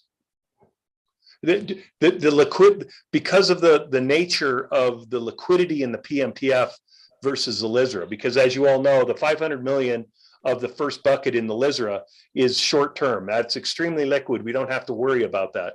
Then the remaining balance is split between more of a core fixed income and long term. So you don't have as much illiquid investments in the LISRA as you would in the PMTF. So having it out of the PMTF is much better. Or having it gone entirely is even better. Absolutely. Yeah. Because as I said, if you're loaning at 2%, and right now 2 years are trading at 4.5%, you're going to lose 2.5% on that investment. Well, and it would make sense, if interest rates stay where they are or even go up more, every one of these programs is going to start, someone else is going to start knocking on the door. And so we can anticipate that happening. if we don't do this? I mean, every one of you could take a 2% loan and go out and buy whatever you want, and you could make money off that differential at what we're seeing right now between where short-term interest rates are and what we've seen in the past as far as rates, other than the loans to the farmers, I believe that are higher, but still not, as I mentioned before, if a 30-year mortgage that anyone in the room could receive at 7%, if that's where an individual could get it, you're getting below market rates. Okay, further questions? for Patrick? So, Mr. Chairman, and it's relative to the discussion, but I think it gets right to the point that Patrick talked about and what you just said is I understand we need to help, either it's our agricultural community through farm loans or construction. Right now, and it's not, it's in existing statute, but I would like to bring an amendment to talk about this 1% interest rate for capital construction. And I've grappled with this. And over the years, we've chased interest rates up and down. We're always late to the game. There's always a lost opportunity cost. So the concept that I've come up with is if we were going to do this, and this is what I would ask Patrick, does this make more sense that if somebody comes in and they wants to borrow, say, $20 million for a capital improvement project under the PMPF loan program, why wouldn't we just say that loan amount is going to be indexed to U.S. government treasury rates at the day that the loan was issued, nearest the closest terms for that loan? In other words, if you took out a loan for 2 years, your interest rate would be whatever that 2-year treasury note was. If you took out a loan for or borrowed that money for 10 years, it would be whatever that interest rate is, because that follows the economic scale up and down. So a year from now, it'll be something different. 6 months from now, it'll be something different. But we lose a lot of money and we lose participation on both ends based on these interest rates. And it just seems to me at some point in time, we need to pick something that reflects. So let's talk about that investment. So if there is that $20 million, at the very least, under a fixed income short-term duration thing, say a 2-year treasury that you may invest in now, Patrick, now we'd have an equivalent rate. That's still going to be much cheaper than they can borrow on the private market. Would that make sense from your perspective as far as getting back to that lost money associated with these interest rates on a rising and falling environment? Mr. Chairman, Senator Hicks, absolutely. That would be a much, much better way to do it. Ideally, unless you were taking the money out and doing that, ideally, you would want to have if it was a 10-year loan, you would rather have some type of reset function. But if it's a shorter term, then that would suffice. And then the other component, which just to comment to you, is the creditworthiness of the borrower. If that is an entity that potentially could default like we've had in the past, then you should have a premium on top of whatever that government rate would be. But that's just a point. Go ahead. And Mr. Chairman, I agree with everything that the good Vice President said, but I think as I recall the history of this bill, is we were trying to address the fact that you had counties and municipalities that couldn't afford the interest rate on the revolving fund to do the same thing. And so we were willing to take, and it was a policy decision at the time, whether right, wrong, or otherwise, that we were willing to take a hit on the investment to the corpus to provide them funding capital to make these improvements on roads or infrastructure. I think that that's what we're reevaluating now. And I'm not saying whether we should or should not. I'm just saying that that's, and somebody might correct me, but I think that was kind of the premise behind this when we done it. And so we put that chunk of money in there, and that late that one night when we was putting all of this together. But now we've got a little history behind us, and it's not been used. I think that it, at least in my opinion, it warrants some reevaluation. Well, and Mr. Chairman, I think Co-Chairman Nicholas hit it at 1%. we're going to get run over Yeah.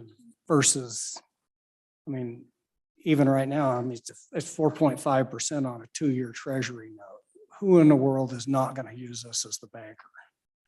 And so I would like to at least set it that if we had the most conservative investment, which would be short-term liquid investment in treasury bills, that we should at least receive that.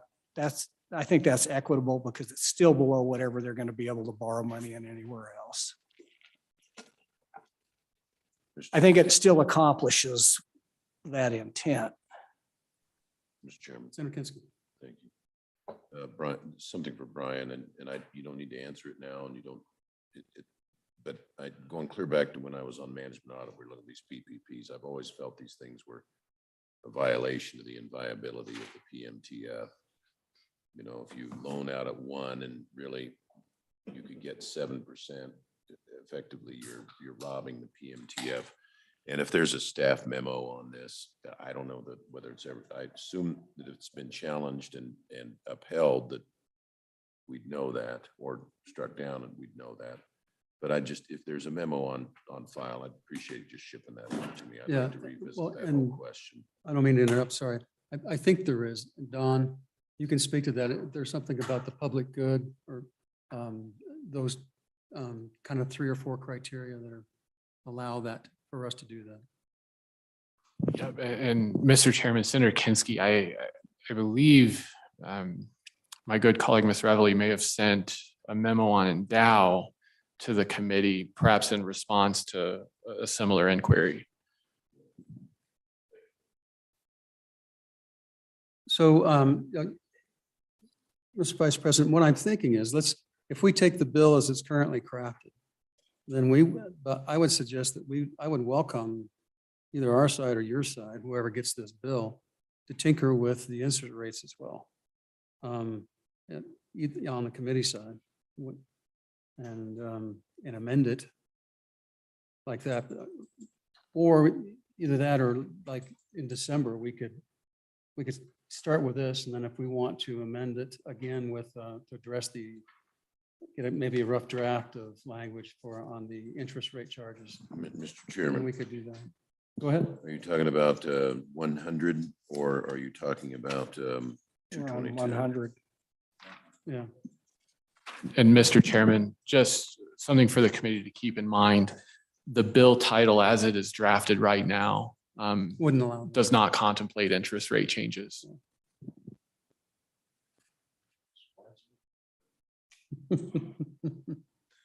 Okay. So under that scenario, we wouldn't be able to amend that provision in statute, Brian? Mr. Chairman, Senator Hicks, once the bill's introduced, that's when it would become problematic. Certainly the committee can amend the bill as it sees fit now, December, but once it's introduced, that's when that question would become an issue. So, Mr. Chairman, Mr. Co-Chair, we have another bill 222, which contemplates that we're not going to make these loans unless it comes first to the legislature. I think it's all the same loans in question, and that the legislature must appropriate the funds for the loan. Wouldn't that give us the chance to revisit the interest rate, number 1, and 2? Doesn't that cut us off from making these things out of the PMTF? Is that the intent? And I know I'm jumping ahead on bills. I'm just trying to understand where we're going here. Is the intent to stop making these things out of the PMTF if we pass this bundle of bills? Well, reduce the amount of what's available out of the Reduce the PMT. amount, I get that part. 222 says the legislature appropriates, recommends that we're going to amend these things, say SLIB has to recommend it. And the And then we have to legislature, approve. and we have to approve it. But once it's approved by SLIB, we can't go in and change the interest rates. Okay, So- are we contemplating that, we're going to appropriate money for these things, or are we going to just authorize loans out of the PMTF on a go-forward basis? I thought we were trying to get out of the business of making loans out of the PMTF. No? Well, that's a policy decision. We were going to reduce it, but if we're going to stop it, that's another issue. If we could not use the PMTF, there is value to that as well. So And if we reduce the amount of these loans, how much they are, then it would be an easier thing to do, to use, say, the rainy day account. But you don't want to over stack on a rainy day account as well. But lesser amounts, it would be an easier thing to do. So, Mr. Chairman, we could actually contemplate, we could actually do that in this bill right now and switch it from the PMPF to the LSRA. And then if we needed to put a trigger in there at such time that the LSRA dropped below $1 billion, these loans would then revert back to the PMPF. Mr. Chairman? No, I'm not. It's- Little is good, then a lot is better. And What's that? doing's worth overdoing. I mean, the other side, the other way that you could do it is simply, I mean, you could set up a revolving fund today and appropriate $225 million in the revolving fund. And then you're out of the LSRA, you're out of the PMTF, you're out of everything. That's the revolving fund, and anything else, that's the limit. That's what they have. Anything more would require additional appropriation. So I mean, that's the, you know, let's say if we really want to get out of the funds, just make the appropriation, make the revolving fund and let her rip. Are we creating another account for the treasurer's office that has to be invested and managed? I thought we were headed in Well, the I- opposite direction. Well, I don't mind revolving funds, but I would want to take the unpaid balances and have those begin to create a revolving fund. And so that over time it grows, but the idea of just taking 200 million and sticking it over there. Well, Where are you going to take it from? Mr. Chairman, well, I mean, you'd take it right now, you'd take it out of you'd either appropriate it from the surplus, from the BRA, or from the LSRA, but you're really not doing that. What you're really, the appropriation is, actually it would be 225 million, because you'd have to buy out the 101,500,000. You have to buy that out. And then the other 168 is the available borrowing authorization. So I mean, that's the way that. Mr. Chairman, Please. I guess I came away from the last meeting with the impression that we were going to cap the last three programs just at the amount that's outstanding, effectively defunding them, freezing them. And that The anything, last, at least definitely the last two programs. and then just wind them down, and maybe we go so far as to sunset them legislatively. I thought the only one where there's really any angst was on the farm loan program, particularly the beginning ag program. And I guess what I'm seeing in this legislation is something different. We're going to cap it, but still leave 50 million, or maybe we'll cap it just at the amounts outstanding. I don't know. Well, that was a recommendation, Mr. Chairman, wasn't it, from SLIB, that those numbers? I mean, that's not something that, I mean, Correct. so we're talking both bills now. Yeah. Which one are we on? 100 right now. 100. So, Mr. Co-Chair, I was under the impression we were going to cap these at the amount outstanding and try to get out of these programs based on the tenor of the discussion last time. And again, I say it was the ag was the only thing I thought we had any angst over the last time. Am I wrong? So my understanding is we only were going to get rid of the joint powers and the student dormitory ones. That's my recollection. And then we were going to find an amount to cap it. And that's why we asked the state land board to give us those numbers. And we can accept them, we can reduce them, or we could eliminate or cap the programs. But I don't think we crossed that bridge. Okay. I think that's a hard Chairman? sell. Mr. Chairman? Yeah, go ahead. To your point that you just made, and it's a question for Brian, this bill 100 in front of us does not eliminate the joint powers and the student dorm accounts, correct? Mr. Chairman, Representative Walters, that's correct. This bill does not address those two. Yeah, Mr. Chairman, do we have the sunset provision in this bill for those two? Or I mean, the repealer? Mr. Chairman, Senator Hicks, those two programs are not even contemplated in this draft. Mr. Co-Chair, that's JPA and dorms. Yeah. Okay. And so I think APA and SD. I think when we work this bill, we should have that in the bill. Yeah, put the repealers in there. So further, Brian, anything else on 100? Not on 100, Mr. Chairman. So any public comment on 100? Patrick, anything else? Got any more questions or any answers before we ask you? Yes, sir. Don? Mr. Chairman, before STO moves away, I believe Katie is also available to respond to Senator Perkins' question regarding the loan loss reserve. Okay, go ahead, Katie. Good afternoon, Katie Smith, Administrator of Financial Accounting for STO. I apologize, I was not listening in. I'm working on an audit deadline.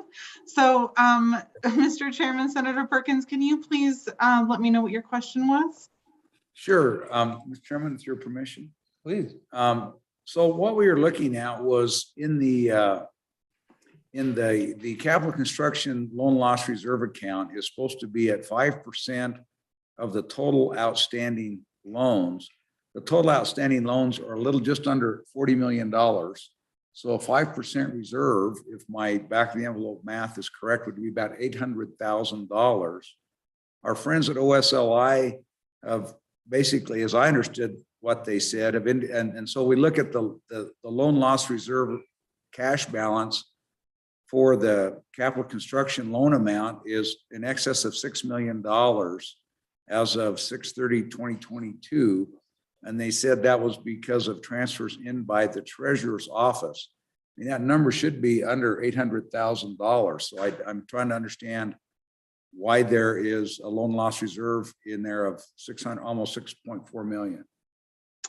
Unfortunately, I don't have the answer off the top of my head. I need to go back and analyze those transfers. I'm not quite sure. I know we make transfers yearly into that, but I would have to go back, Senator Perkins, and look and see what those are compiled of, and then I can get an answer for you. Okay. Go ahead. Thank you. I would just suggest that the Senate chairman might want a new envelope, because my calculation is that it would be 2 million, not 800,000.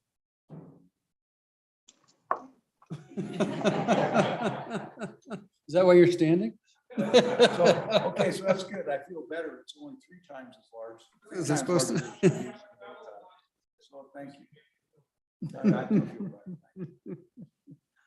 Okay, thank you, Katie. Thanks, Patrick. Okay, public comment on the bill. Open a public comment. Seeing none, we'll close public comment. A motion on the bill. Moved by Senator Kinski, seconded by Representative Walters. Discussion on the bill. Or amendments. Mr. Chairman, please. Just a general amendment, and really it's all conceptual when I say this, but it would be to eliminate the student dorm loan program as well as the JPA program. However, I would like to bring over from the JPA program into the CCL program, the construction loan program, the language that would make airport and airport facilities qualifying applicants for those programs, because they are currently included in the JPA, but not in the CCL. So, and that's part of the recommendation from that is OSLI. Second. Okay. Does everyone understand the motion? Yep. Yep. Mr. Chairman, one option for doing this is an approach similar to 2022 House Bill 46, which dealt with, I believe, loans of the Business Council, and just stated that after July 1, 2020. So in this case, after July 1, 2023, no loan under either program shall be issued. And then once the balances are repaid, there's a report to this committee to then go back and repeal those. I think the concern with just repealing statutes outright while there are outstanding loans may give rise to a question of how that would work. That's why I said it was a conceptual amendment. So I think that's a great approach. That's Mr. Chairman. 1 second. Jennifer, comments on that? Mr. Chairman, I just wanted to clarify too, that in addition to the airport and airport districts, special districts are not eligible under the CCL program. So they would need to be added because they are. Would that be a friendly amendment? Very friendly. Okay, Mr. Chairman, go ahead. I'd move to divide. I like the conceptual amendment on sunsetting these programs. I'm not real excited about adding more beneficiaries in on a program that I think should be wound down. So I'd like to divide it. Well, it's a conceptual amendment. The question is, how do we divide it? So the division is conceptually is the first part is the sunset. The second part is to expand the CCL. Okay, fair enough. So we have the motion as presented. Discussion on the amendment. Go ahead. Effect of that motion, you just include 700 entities in the state of Wyoming when you say special districts.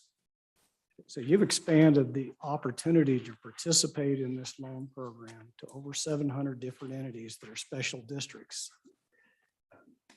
Mr. Chairman, those special districts are already available in the JPA program. So they're already have an available program. If we eliminate that available program, as we are consolidating 4 programs into 2 programs essentially, but really we're consolidating 3 into 1 because we're consolidating the CCL, the JPA, and the student loan program into just the CCL program. As I said, the JPA already includes those special districts, and it already includes the airport component that I've included.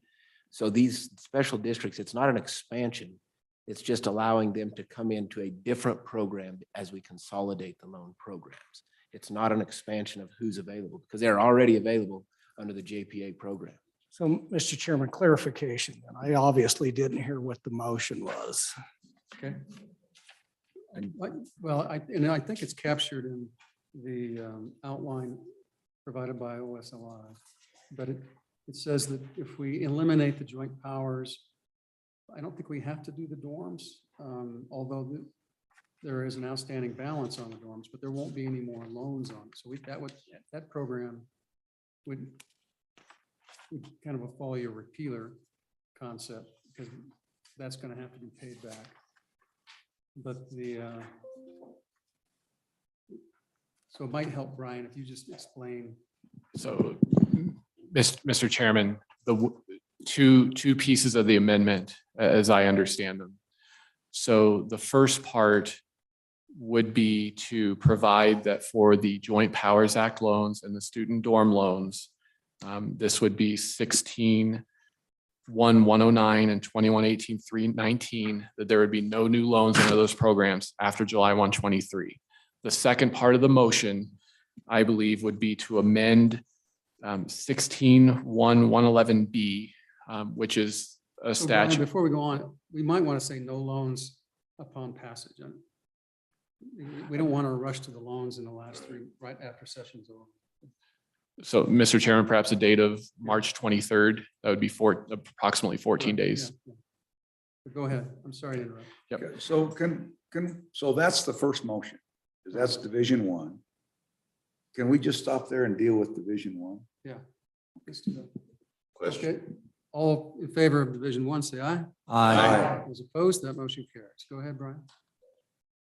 And then, Mr. Chairman, the way I understood the second part would be in 16-1-111B. This is a statute concerning the capital construction loans. You would allow those infrastructure and road loans to be made to airport and airport districts, I believe, and then special districts. So, Mr. Chairman, clarification. Mr. Chairman, these are the same entities that were eligible for loans under the JPA that we consolidated into the CCL. And also for clarification, under the JPA, did those have caps on those, any of those entities? Because the capital loan construction account probably does not have those caps. So, Mr. Chairman, I don't see a cap on an individual loan, just the aggregate cap of the 60 million. That's what I mean. There's an aggregate cap There is, Mr. Chairman. of 60 million total. Okay, But does everyone Mr. understand the motion? Mr. Chairman, Yeah, go ahead. so Brian, now with the language in the CCL, that the cap, that has a cap on it, correct? 175 shortly. Mr. Chairman, that does have a cap. No, per loan, Mr. Chairman, Oh. per loan. Is there a cap per entity on that loan? So, Mr. Chairman, Representative Larson, a couple different caps. So, and I'm referencing current law. 400 million is the total aggregate. Then 200 million for infrastructure, 200 million for road and street. And then separately for road and street loans to cities, towns, and counties, the total loans for a year cannot exceed 100 million. And then not more than 35 million of those loans shall be made in any 1 year to towns, cities, and counties. So I don't believe there's an individual loan cap. Okay. Thank you, Brian. Subject to Yeah, those. yeah, I was looking for individual loan. Thank you. Does everyone understand the motion? On the second part. All those in favor of the motion, meaning in favor of transferring those components to the capital loan accounts, say aye. Aye. Those opposed, no. No. Show of hands. All those in favor say aye. Opposed? That motion passes. Okay. Now, as amended, anyone want to address the numbers? Chairman. Go ahead. Representative Walters. Thank you, Mr. Chairman. Then I would go on page 3. Really, it starts at the very bottom of page 2, but we can just address it on page 3 in line 1. The 400 million, reducing that down to 175 million. All those in favor say aye. Aye. All those opposed? The motion passes. Next. And on page 2, at the top of page 2, the 275 million, reducing that to 50 million. I believe that's in line with the Mr. Hempstead. Mr. Chairman, OSLI recommendation. just some discussion on that. Does it, I guess, make sense? This would be adopting the OSLI's recommendation. Is that right? Correct. And then I guess we can sort of discuss it later. My only, yeah. Okay, thank you. All those in favor say aye. Aye. Those opposed? My motion carries. Go ahead. Mr. Chairman, on page 3, we put the amount in there for 175 million. And I would move that we don't delineate between infrastructure and road, but just make it available to both. So, Mr. Chairman, that'd be striking line 1, starting with on page 3, the through projects on line 5. Okay. All those in favor say aye. Aye. Those opposed? That motion carries. Any other amendments? We need to do something for. Mr. Chairman, one other item for the committee to consider is in light of getting rid of that delineation, if the committee wants to also address subsection C, this would be on page 4. These are the road and street loans to cities, towns, and counties. And so, Mr. Chairman's question I think for the committee is, of that 175 million that's out there, how much can be expended? We've said that there's not a breakdown between infrastructure and road, but in any 1 year, what is that amount, right? That's what we're asking. Yeah, Mr. Chairman, Representative Larson, yeah, what is that amount for road and street loans to cities, towns, and counties? Mr. Chairman, my thoughts on that, anything we throw out there is just an absolute swag. I think we just need to leave that judgment based on what comes into SLIB. As much as I hate to say, we need to just trust our colleagues in the other branches of government. It's just a swag. So is there an interest in just getting rid of the language? That would be my recommendation, is just to delete that section. Wait. Mr. Chairman. Would we then get rid of that last? Yeah, Mr. Chairman, I think the motion then would be, you go to page 4, line 8. Yep. And you would start at the total loans under this and Yep. strike through the end of that plus the part that's not. Now, the tricky part will be if there's parts of this section that are not included that should remain in. Mr. Chairman, Chairman Perkins, I think you captured it correctly. I think if you just strike that last sentence and then you need to repeal the 3 paragraphs that reference city, towns, and counties. I think, Mr. Chairman and Brian, it'd be the last 2 sentences. Yeah, so, yeah, he just. So starting on line 8 with the. Yeah. So those last 2 sentences would be deleted.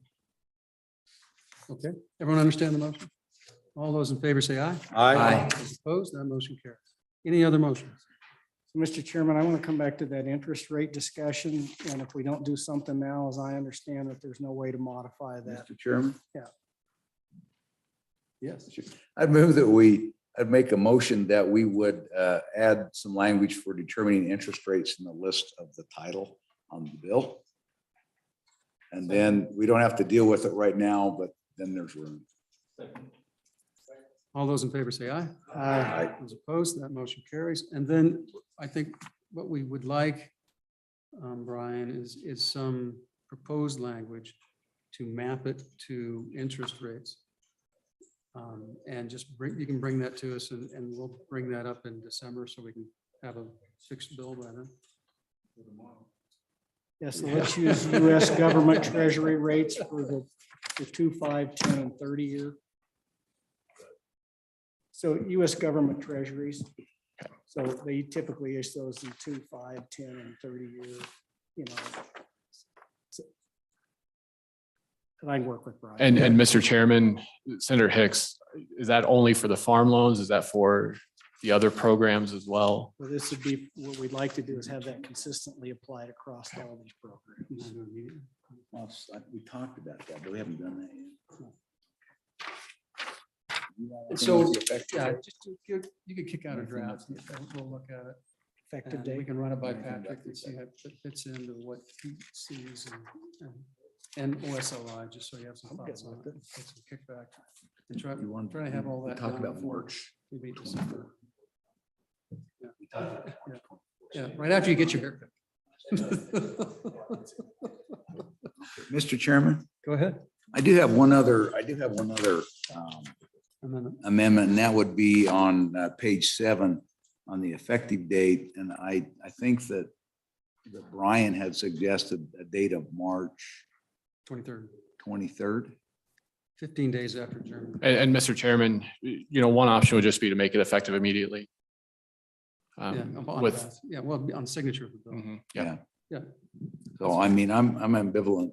Let's make it effective immediately. All those in favor say aye. Aye. Those opposed, that motion carries. Okay. As amended. Go ahead. So Mr. Chairman, one option for the committee, in light of these interest rate changes, if the committee wants to see that, if the committee wants to see the We'll see it one conceptual more amendment, time. That's good. waiting until December to vote on this, subject to Mr. Richards, I don't want to upset his apple cart. I think that makes sense. Too late. We've already done that. Yeah. All in favor of Brian's motion? We not upset No. Bob's apple cart.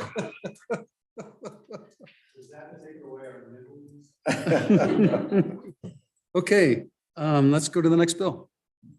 Yep. Mr. Chairman, 2023 LSO 221.3 state held drainage district bonds 7-03 in the online materials.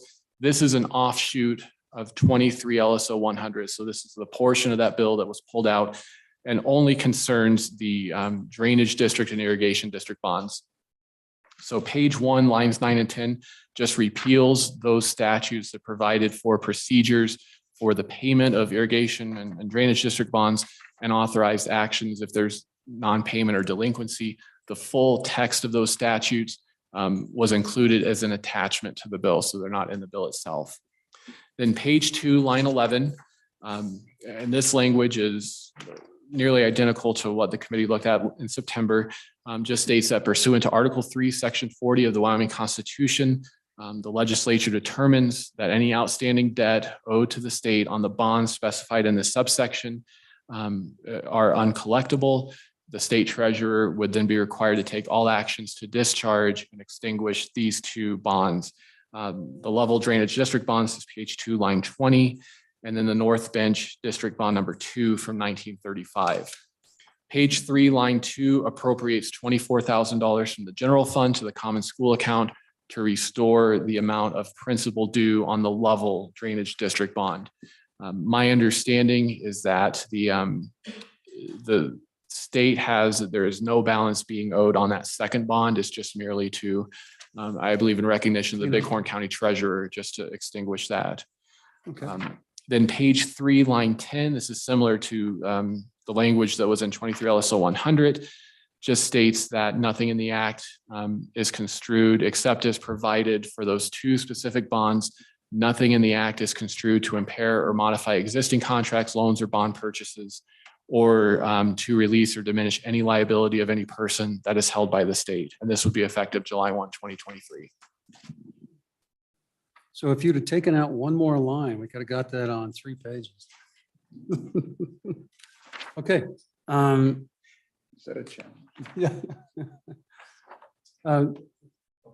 Public comment on the bill. Seeing none, we'll close public comment. Is there a motion on the bill? Moved by Representative Larson, seconded by Representative Walters. Question. Question on the bill. Roll call. Go ahead.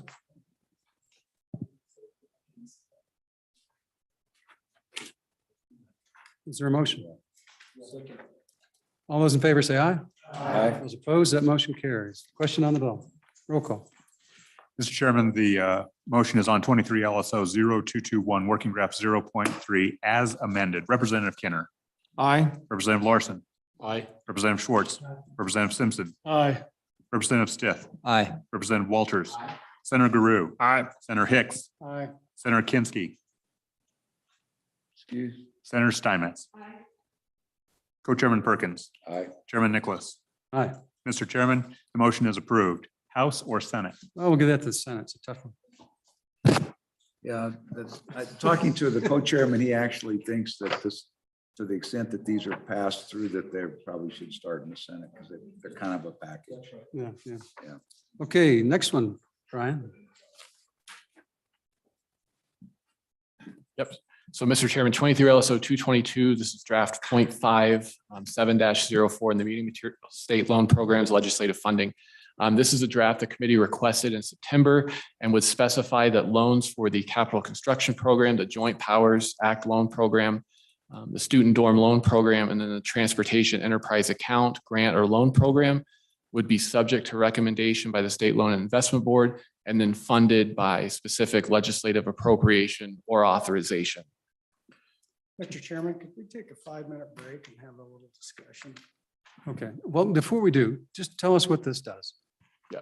So, Mr. Chairman, that's basically it. So, for example, the language on page 2, lines 16 through 19, and this is duplicated for the remaining programs, would just state that no grant, and this is since the transportation enterprise program includes grants, that first reference says no grant or loan shall be made under this section unless the board, unless SLIB recommends that loan to the legislature, and then the legislature appropriates or authorizes the use of funds for the grant or loan.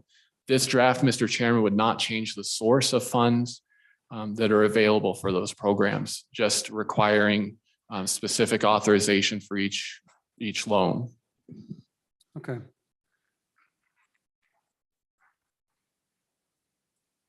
So in essence, though, what this will do is mean that these loan programs will only happen once a year through a legislative process. And each time there's a loan out there, it's got to go through both houses and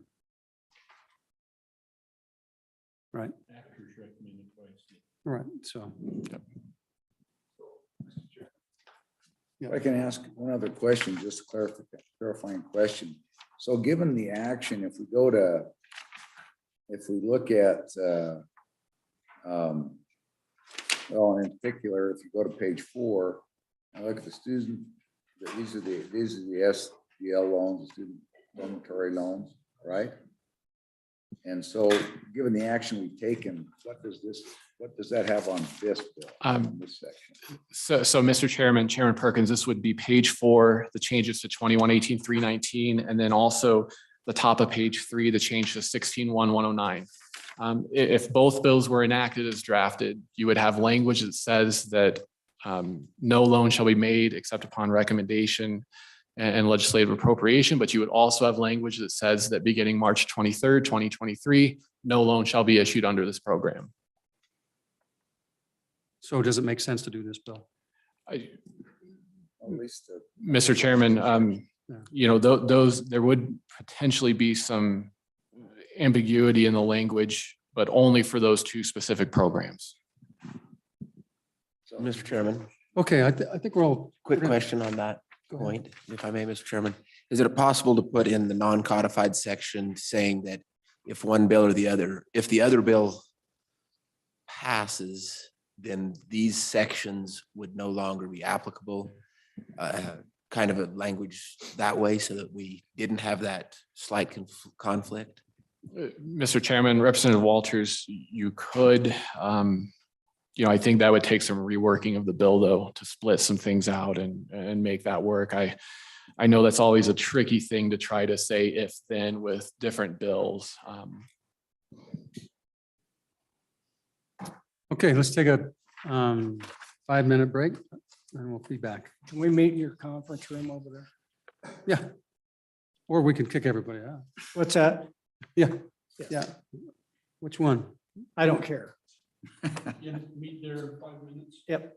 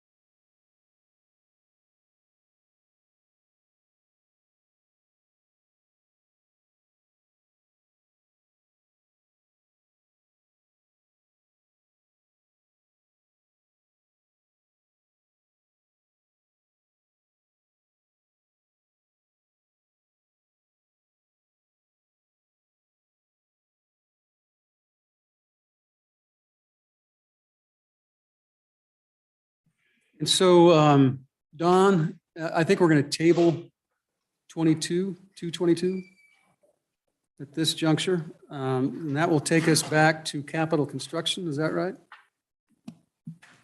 Mr. Chairman, I don't believe that state construction is here, so we have Matt and Tanya Right. available for the two Yeah, the school capital Yeah, school, construction. that's what I meant. Yes. Yeah. LSO 222 yet? We were, I just did. We just tabled. okay. Yep. All right. So we will have Tanya and Matt. Yep, there's someone out there looking for him.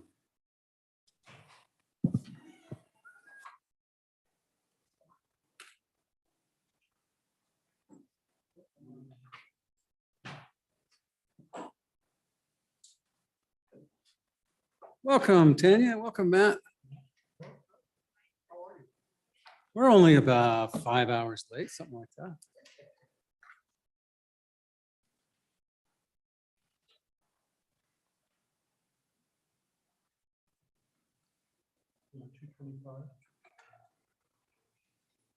Go ahead, please proceed. Mr. Chairman, members of the committee, Tanya Heitrick, Operations Administrator. Could you pull that mic a little closer? Operations Administrator with the Legislative Service Office. We have two bill drafts here for you today, 23 LSO 225 and 23 LSO 226. Recall at your September meeting, you requested two bill drafts, one to eliminate the school major maintenance sub-account within the SIPA and the school lands mineral royalties account with the revenue directed to the school capital constructions account, and also clarifying the priority of distribution from the SIPA.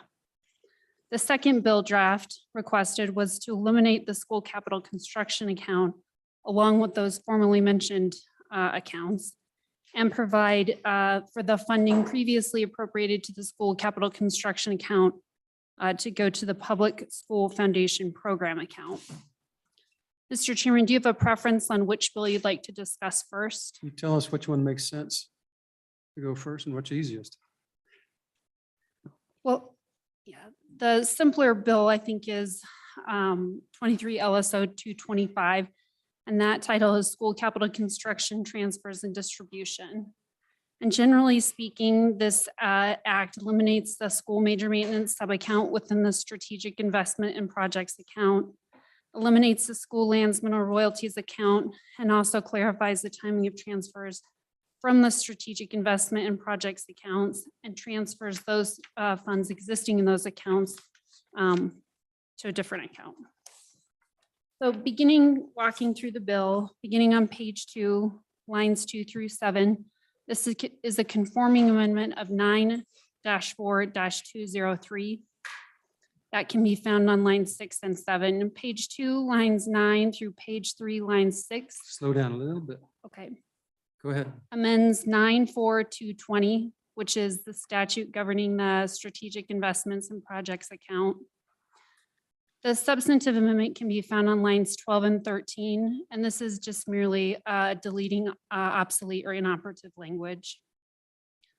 On the bottom of page 2, you can see that we've eliminated the school major maintenance sub-account and replaced that on the top of page 3, lines 4 through 6 with the school capital construction account and referenced the statute creating that account. Moving on to page 3, lines 9 through page 4, line 21, amends 9-4-305, which is the disposition of state land revenue. It eliminates the diversion of proceeds to the school lands mineral royalties account and instead directs those funds to the school capital construction account. That amendment can be found on lines 19 through 21 on page 3. Moving on to page 5, line 1 through page 6, line 5, this amends 21-15-108. Again, eliminating the reference to the school lands mineral royalties account and replacing that with the school capital construction account. The substantive amendments can be found on lines 4 and 5, and again on lines 13 and 14. The same can be said on the top of page 6, line 1. Moving on, lines 7 through 23 amends 21, 15, 111, which is the definition portion of the school facility statutes, eliminating again the statutory reference to the diversion, and also sort of generally identifies revenues designated to this account. Previously, you can see on lines 13 through 17, there are specific transfers listed, and we mirrored this language after the school foundation program account. Rather than listing all of the various elements that distribute funds into this account, we just stated it's established by this paragraph to consist of funds appropriated to or designated by law to the account to simplify matters. So I'm trying to think if, as we present this, it may be useful to have a diagram to show show the simplification process. Something easy for them to understand, because after you say accounts 4 times, then we don't know, everyone's is lost. So. Yeah, and Mr. Chairman, Matt Wilmarth, LSO. Recall the Select Committee on School Facilities did a very similar bill. Right. And they provided you a memo in that bill draft at your September meeting. This does a little bit more than that bill. And so you have kind of 2 competing bills, this version or their version. What's the difference? The difference, Mr. Chairman, is they retain the school land mineral royalties account and the SIPA sub-account for school major maintenance. But they codify the budget bill's current language that directs the state auditor to transfer those funds at periods to ensure cash flow is appropriate. Essentially, it just essentially codifies the current budget bill language. So that's the same one from last year. Mr. Chairman, it is, except for it does not repeal the state penitentiary account. Oh, they didn't. And it does not transfer those funds to the school capital. Oh, we should put that back in on ours. Go ahead. Yes, as Mr. Wilmer said, that bill draft is just specific to the budget bill. It only codifies the existing practice. I think it was in the last several budget bills. I would rely on Mr. Richards for that. Okay. And Mr. Chairman, just with a larger discussion. So you have the select committee's bill, you have this bill draft, and then you have the next bill that we'll discuss. So as you think about, you can't enact all 3 of those bills. Right. Yeah. And so as you think long-term during the session, you'll want to prioritize what bill you want to go with. If you want to sponsor both of these bills, so that's appropriate, but you don't want to, you can't enact all 3, that they do things differently. Go ahead. So Matter Tanya, this bill just eliminates a number of different stops along the way to get to the final end. So we're just removing some of those additional steps that we put in at various intermediate times along the legislative history. Is that accurate? Yes, it is. And I would note no accounts are eliminated in the select school facilities bill. So obviously they looked at our bill. And did they have discussions about it, or they have not seen it? Mr. Chairman, they did not discuss this. They did not discuss these bill drafts. They had already moved their bill draft on this subject and had recommended it to this body. And so I think they're available for questions, but they did not discuss the 2 LSO 225 or LSO 226. Okay. So Don, if and when we pass this, let's send that to the committee. Ask them that we need to kind of coalesce as much as possible and the differences, and see if we can't come up with something that conforms to. Mr. Chairman, as a member of that committee, I think we've had our last meeting a week ago and will not be meeting again this year. And when we passed the bill, the school facilities bill, that was in September prior to the Joint Appropriations Committee bill. And then as Tanya indicated, we did not revisit the subject last week. So the question is, as a member of that committee, I think there's a value in getting rid of these components that they may say, we like your bill better once they view them all, or is that not realistic? Mr. Chairman, I think it would be a great opportunity for the chairman of this committee and the chairman of that select committee to visit and decide which one to put forward. This bill and the one from the committee are so similar. I think one or the other should proceed and the chairman could make that decision. They'll both potentially be in the hopper, but the committee chairman can decide which one to push, you might say. And Mr. Chairman, I think it is worth pointing out that House Bill 34 from last year did essentially what is contained in 225. And the select committee did vote to sponsor that bill last year. Yeah. With the removal of the 10 million. And the elimination of the state penitentiary capital construction what I mean, account yeah. altogether. Yeah. Would you like me to move on? in Yeah, the- please go ahead. So section 2 of the bill actually does something a little bit different. This was brought to our attention by Mr. Richards that there really is not a direct directive in the SIPA account, whether the revenues should go to the state penitentiary capital construction account first, or whether they should go to the SIPA major maintenance sub-account. And so on lines 9 and 10, you'll note that this new language clarifies that the distributions to the SIPA major maintenance sub-account, or now the school capital construction account under this bill draft, occur prior to First. any distribution to the state penitentiary account. Okay. Section 3 repeals 9(4)-224, and that is the creation of the school lands mineral royalties account. Section 4 on page 8, lines 13 through 24 redirects any funds transferred under the 2022 budget bill from the school major maintenance sub-account in the SIPA and the school lands mineral royalties account to the state capital construction account, along with any unencumbered or unobligated funds in those accounts. Section 4 contains split effective dates. Those can be found on page 9 through lines 1 through 7, with the exception of section 2, which is the priority, I would call it, prioritizing distribution from the SIPA. The remainder of the bill is effective July 1st of 2024. And we didn't include a staff comment, but it is present in 226. And so I'll make this note, anytime you have a delayed effective date, you run the risk of other amendments on the bill changing sort of what this language is. So.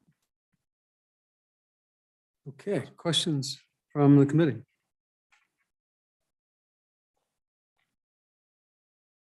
So I do have a question on the language on page 3, 4 through 6. When you say established as determined by the auditor to manage cash flow.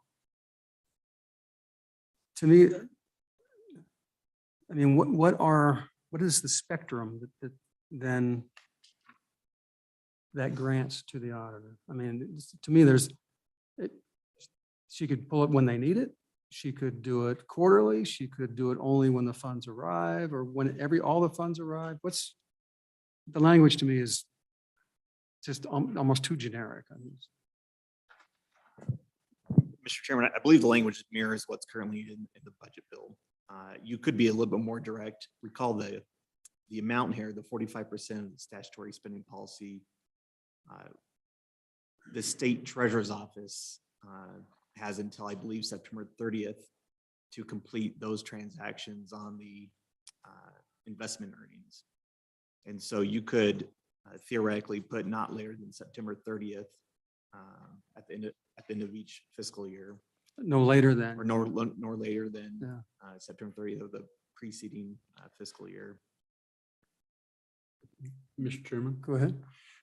but as written allows flexibility. The charge is still to make sure that we maintain cash flow. Right? Well, and cash flow for what? Yeah, Mr. Chairman. Go ahead. So I mean, when we talk about that, this is the SIPA amount for maintenance, right? And that's was a point. Four, Was five. it 0.45 point? What's the percentage? Mr. Chairman and Chairman Perkins, the SIPA is guaranteed 1.25% of the statutory spending policy amount. This amount is 45% of that amount. Of that amount. And it comes to about So it's- 90 million for the 96 million for the biennium. Well, that's for the whole account, not for the one. So this is not 40, it's 90 million is the whole. Is the SIPA amount about 90 million for the band, is what you just said?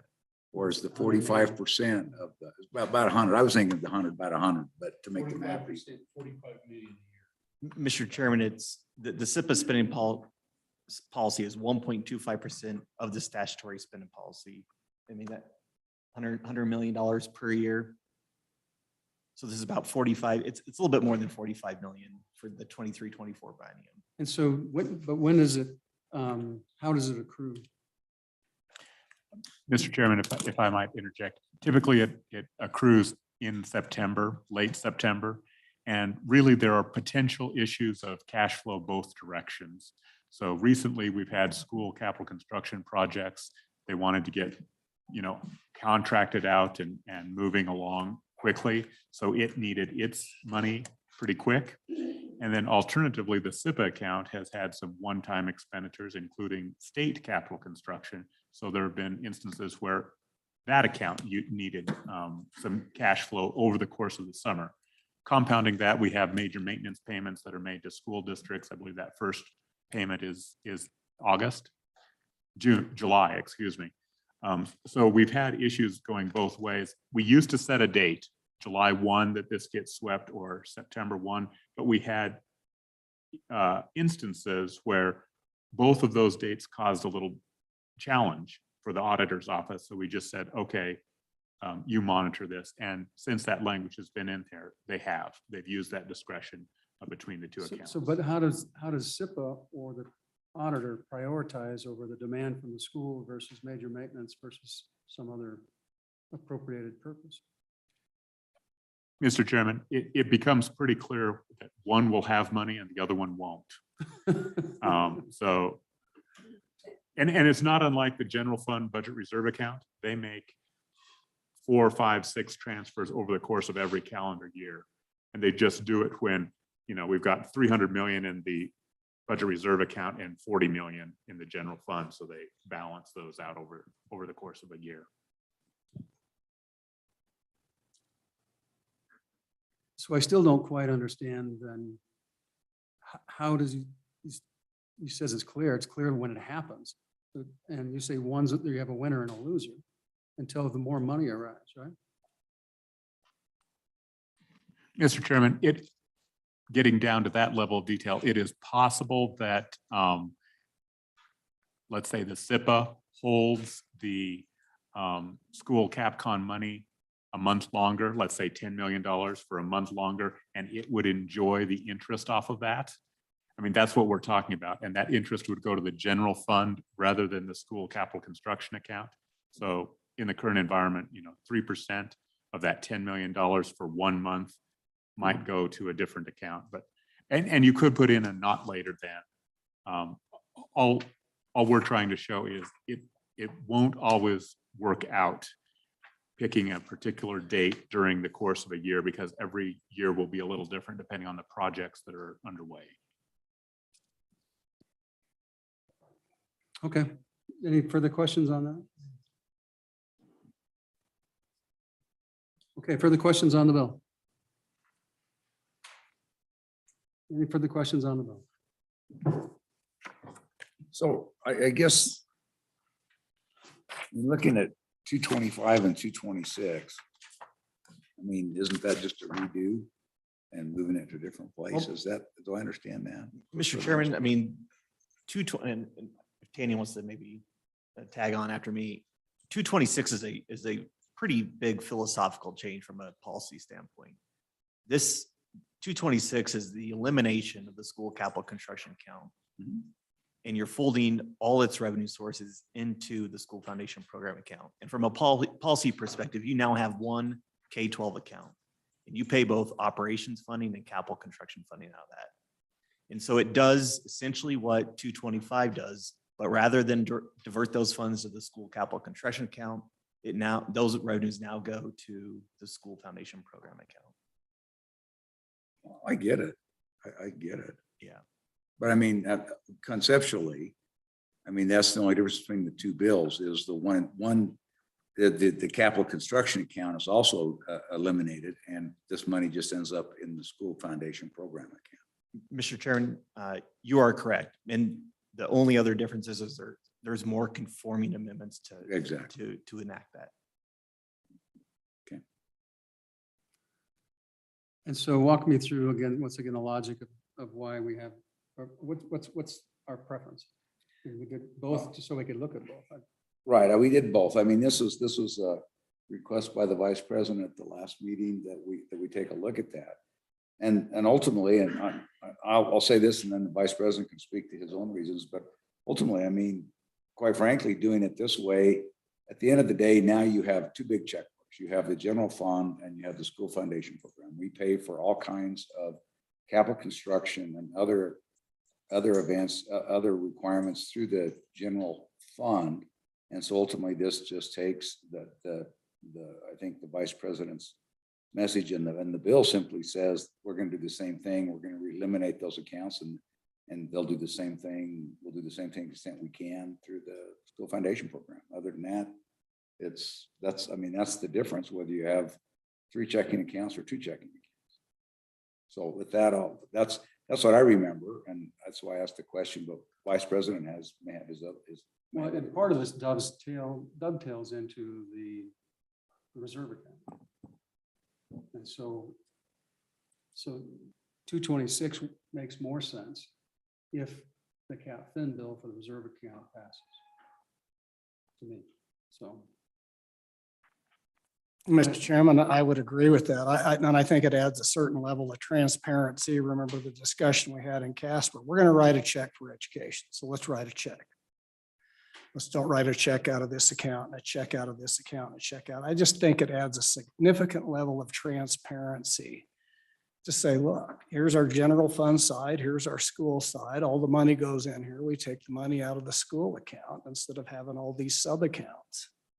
And so I think it simplifies from a budgeting standpoint. I think it adds transparency. And to your point, I think this almost has to happen to get to where we want to go with the other stuff for cap fin for the large reserve account. And remember, the purpose of going that direction, if we looked at the numbers provided by state treasurer, the vast majority of that money is going to go into the capital or into the school foundation program to the turn.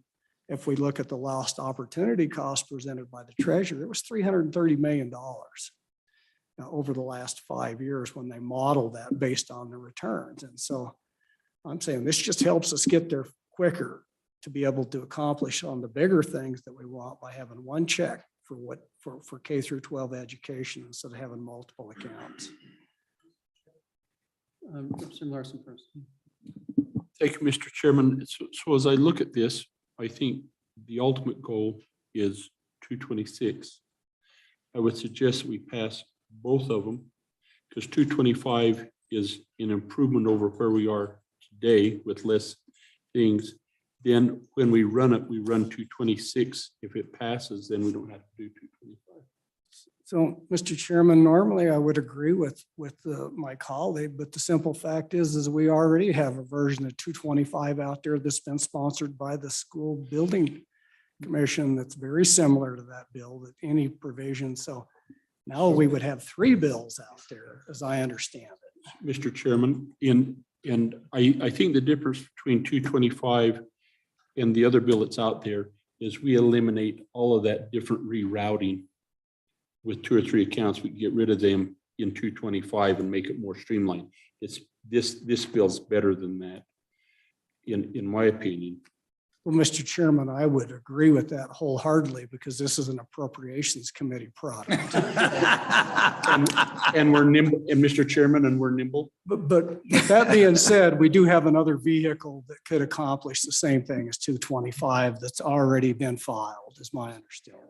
So but what we could do is if we pass them both, then if the chairs meet with the select committee chair and pick one of them and then have that one be and then say, in addition to that, we're going to have 26, but at least on this one, we'll have one bill that we have a consensus on.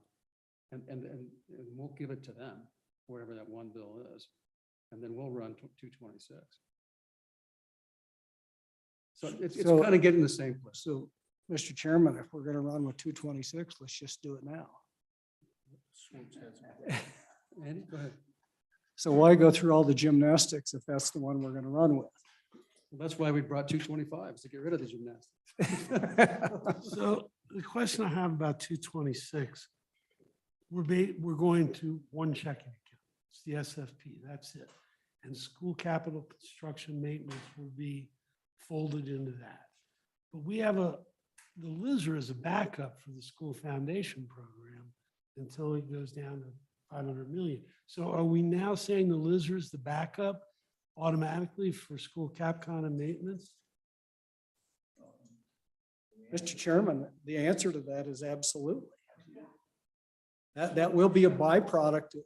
That's one of the consequences of doing this, is it does backstop that.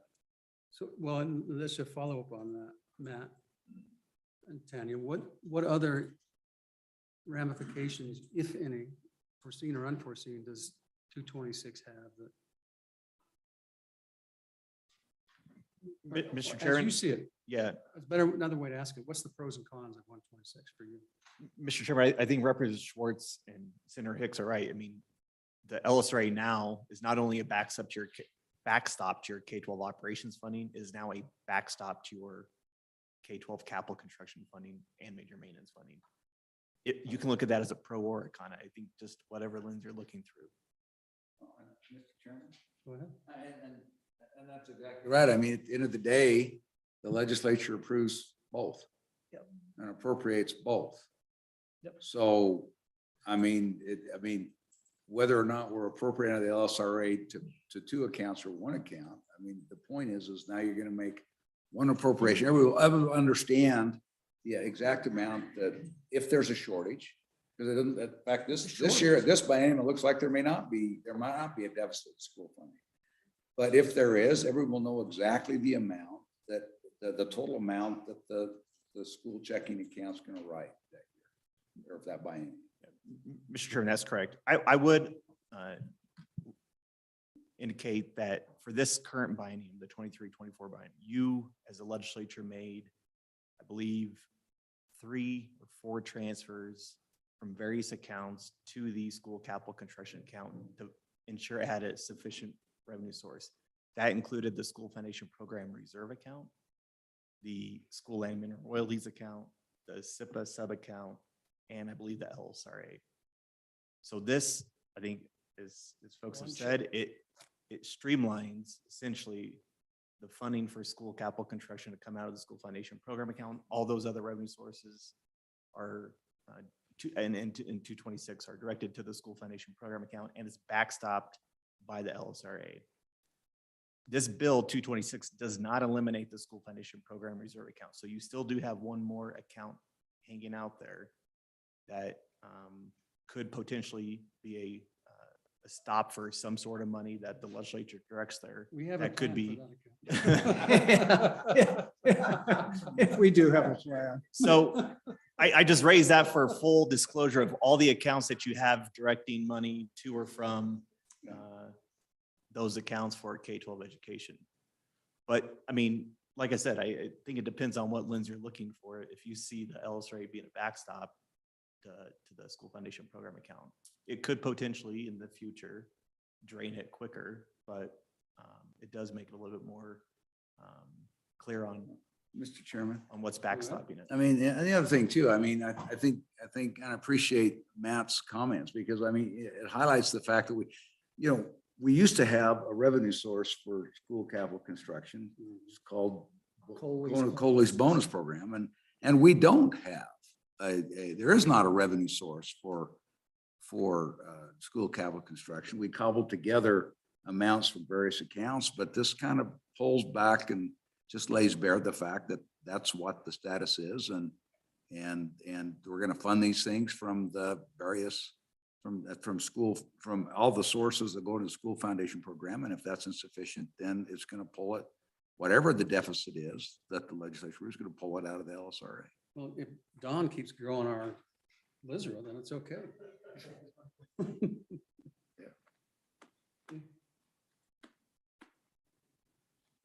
So, Mr. Chairman, committee, go ahead. I would move the bill and if I get a second, Alex. Thank Which you. bill? 225, Mr. Chairman, I would move working draft or 23 LSO 225, working draft point 6. Second. Okay. Oh, yeah, 225. Yeah, any public comment on 225? Any public comment? Seeing that, we'll close public comment. Motion on the bill. I would move 23 LSO 225, working draft 6. Okay, go ahead, please proceed. Mr. Chairman, this is a cleaner bill than the select school facilities bill has. And I think this bill creates more transparency than where we are today. And if the next bill were to not make it through the process, having a backup plan is really what this should be. Because like I said, it is a better and it's an improved version of what the school facilities committee did. And it's really improved because we had the information that the school facilities committee had and had more time to work on it from that perspective. So I'd ask for a vote in favor of this, but really 226 is probably the ultimate goal where we'd like to be. But as some people have said, baby steps sometimes get us to the finish line. And we might need to do this as a baby step before we take the full leap. So this gives us the best vehicle of the two out there. Bless you. Okay. I think we want to go have a little caucus before we Okay. do this vote, if that's Go ahead. okay. Thank you.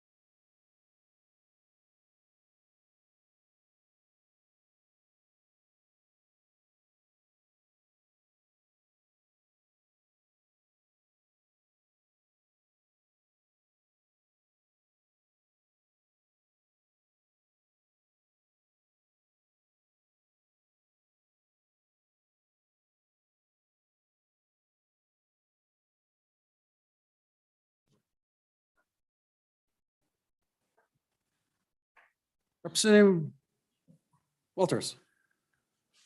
Thank you, Mr. Chairman. At this time, I think I'll just withdraw the motion on the bill and maybe move to table this bill for the time being. So we're going to table 225. Let's go to 226. Any public comment on 226? Public comment on 226? Seeing none, we'll close public comment. We have a motion on the bill. Moved by Senator Guru, seconded by Schwartz. Mr. Chairman, Go ahead. I have an amendment to the bill, Go ahead. and I think Karen or Mr. Richards might have a copy of this. And all it does, I'll explain it while it's being distributed, but this, the traditional revenue streams until about 3 years ago did not include 0.45% of SIPA. And so this amendment will eliminate the transfer of the 0.45% of SIPA to the SFP. So it leaves all the other things in place. It still creates the single checking account. It's just one revenue stream that was for the last about 3 years going to the school capital construction account. It eliminates that singular revenue stream. Okay, move and second discussion. Mr. Chairman. Representative Stiff. Yeah, I just want to make sure I understand what the amendment does. So right now, we've got 1.25% of the spending policy amount going into the SIPA. If we adopt this amendment, what happens? Does 1.25% still go into the SIPA, or does some lesser amount go into the SIPA? Still goes to SIPA. Yeah, Mr. Chairman, Representative Stith, correct. The 1.25% would remain in the SIPA. 45% would not be then further directed to a sub-account for K-12 school major maintenance. Or the school foundation program account. Chairman. So basically what you're left with is the SIP accounts just left intact. And the SIP accounts gets treated like the SIP account gets treated.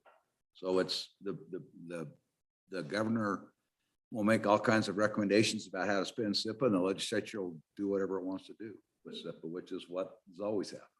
Yeah, it just goes back to the way it was. So.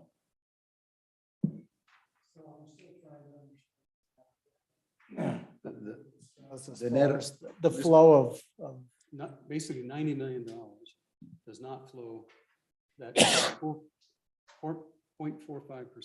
does not flow automatically into capital construction, which would now become. so it just sits in the SIPA account. Until it's appropriate. The general fund stays with the general fund until somebody does something.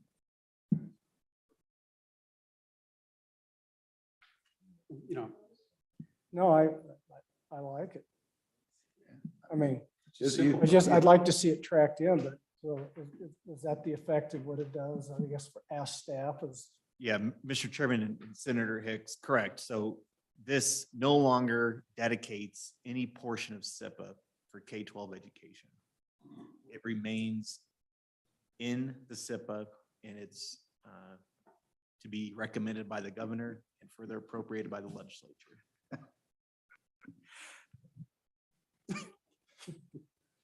turn that mic It on. was a late night in the temporary, not the temporary. What were you guys thinking in 2013? It's 2017, I'm doing 2017. So, Mr. Chairman, I call for the question on the amendment. Okay, all those in favor say aye. Aye. Those opposed? That motion carries. As amended. Any further amendments? Please, Representative Simpson. Can you get closer to the mic, or I can't quite hear you? Sorry, Mr. Chairman. Typographical error on page 18, line 7. A law A provided should be a law as provided. Thank you. Yeah, we can't quite hear you.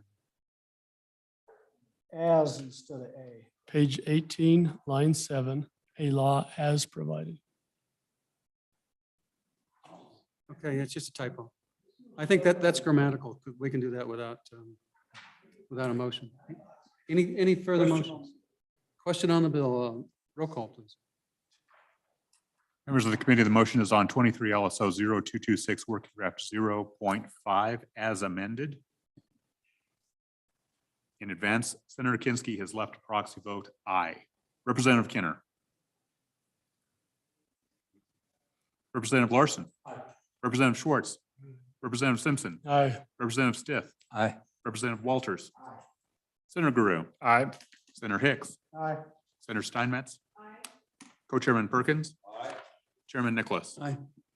Mr. Chairman, the motion is adopted. House or Senate? Senate, We can do that.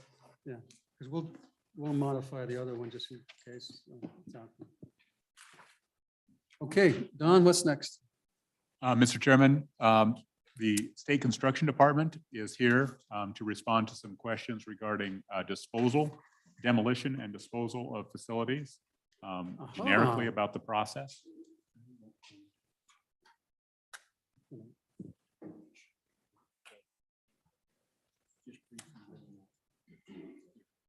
Yeah. Well, we don't talk about education. All right, welcome, Jerry. Please proceed. Thank you. Mr. Chair and committee, Jerry Vincent, Director of School of the State Construction Department. And I have colleagues with me. We'll see where I'll call them up when I run out of knowledge. But we've been asked to give an overview about how our approach to demolition projects are. And if you want to start with a question, otherwise I will No, please start it. proceed. Yeah. Okay, thank you. Just kind of give us a background of what it is, what the budget's for, how it works. Sure, okay. So the SCD's rationale for approaching demolition projects begins at our facility planning process, which we hold yearly with the state agencies. And the SCD engages with the agencies in discussions of their prioritization of needs, the condition of their buildings, facility plans, major maintenance, property acquisition and disposition, which is what we're talking about today. We also talk about CapCon, capital construction. So when demolition is discussed, the process is we first go into a level 1, level 2. We perform those studies to see if the building is in fact past its life time and expectancy and cannot be renovated. Then the appropriation request generally occurs in one of 3 ways. If it's integral to the project, we ask for it at that time, i.e. if the current building being torn down is the way in the new building or the parking lot or what have you. So it's integral and it comes together with that. The second is if the new facility is built and the disposition of the other one, if the agency has a plan for it in what I call the short-term years 1 through 3 or the midterm years 3 through 5, then are unsure of its use, and we don't ask for a disposition at that time or request a demo. If at the end of that duration, there is not another use for that and it continues to be in that condition, then we would request demolition. The third one is further out from the short term and the midterm. When the asset becomes impaired and it's dysfunctional, it's unrecoverable from a building standpoint, it's posing health and safety risks, then we would come back and ask for a demolition at that time. So those are the 3 ways we generally do it. The fourth one that I bring up and how we approach demolition, as this body knows, is whether it's long-term and they do not have a use for that facility, or it's an unrecoverable and a risk. If there's no money, then we don't take the building down at that time until there's a funding mechanism. So that's the 3 ways in which we take a building down and how we dispose of it. We can go into more detail if you'd like. And I also had a recommendation comment based on where we go. Please. So, Mr. Chairman and members of the committee, being involved with the projects that we've been involved with over the last few years, we find that we have oftentimes not taken a very accurate approach to including the cost of demolition into our construction projects. And by that, on our construction projects, we do a level 1, level 2, level 3 study. And if the building that we're building is going to require that an existing building is demolished, then that's included. But if you've got these other buildings that you're vacating, for example, the state hospital, and then what are we going to do with those? And so we've been working with Department of Construction and really have not had a great policy on how, or rule on how to approach that. And it almost becomes like a construction project where you need to evaluate the most efficient, cost-effective way of getting rid of these buildings and restoring them and protecting the public and the state interests. And so having these guys bring this, because we're going to be having some conversation about that in this committee will, on how we approach those buildings at the state hospital, some of the Life Resource Center, some of the schools.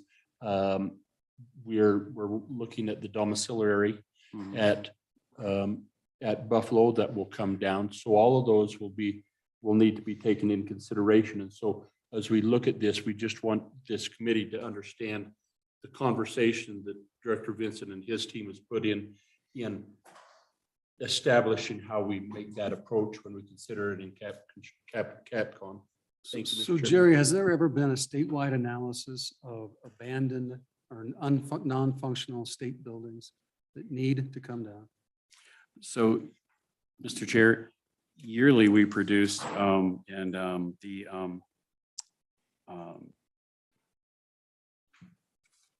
just missed what I was talking about here.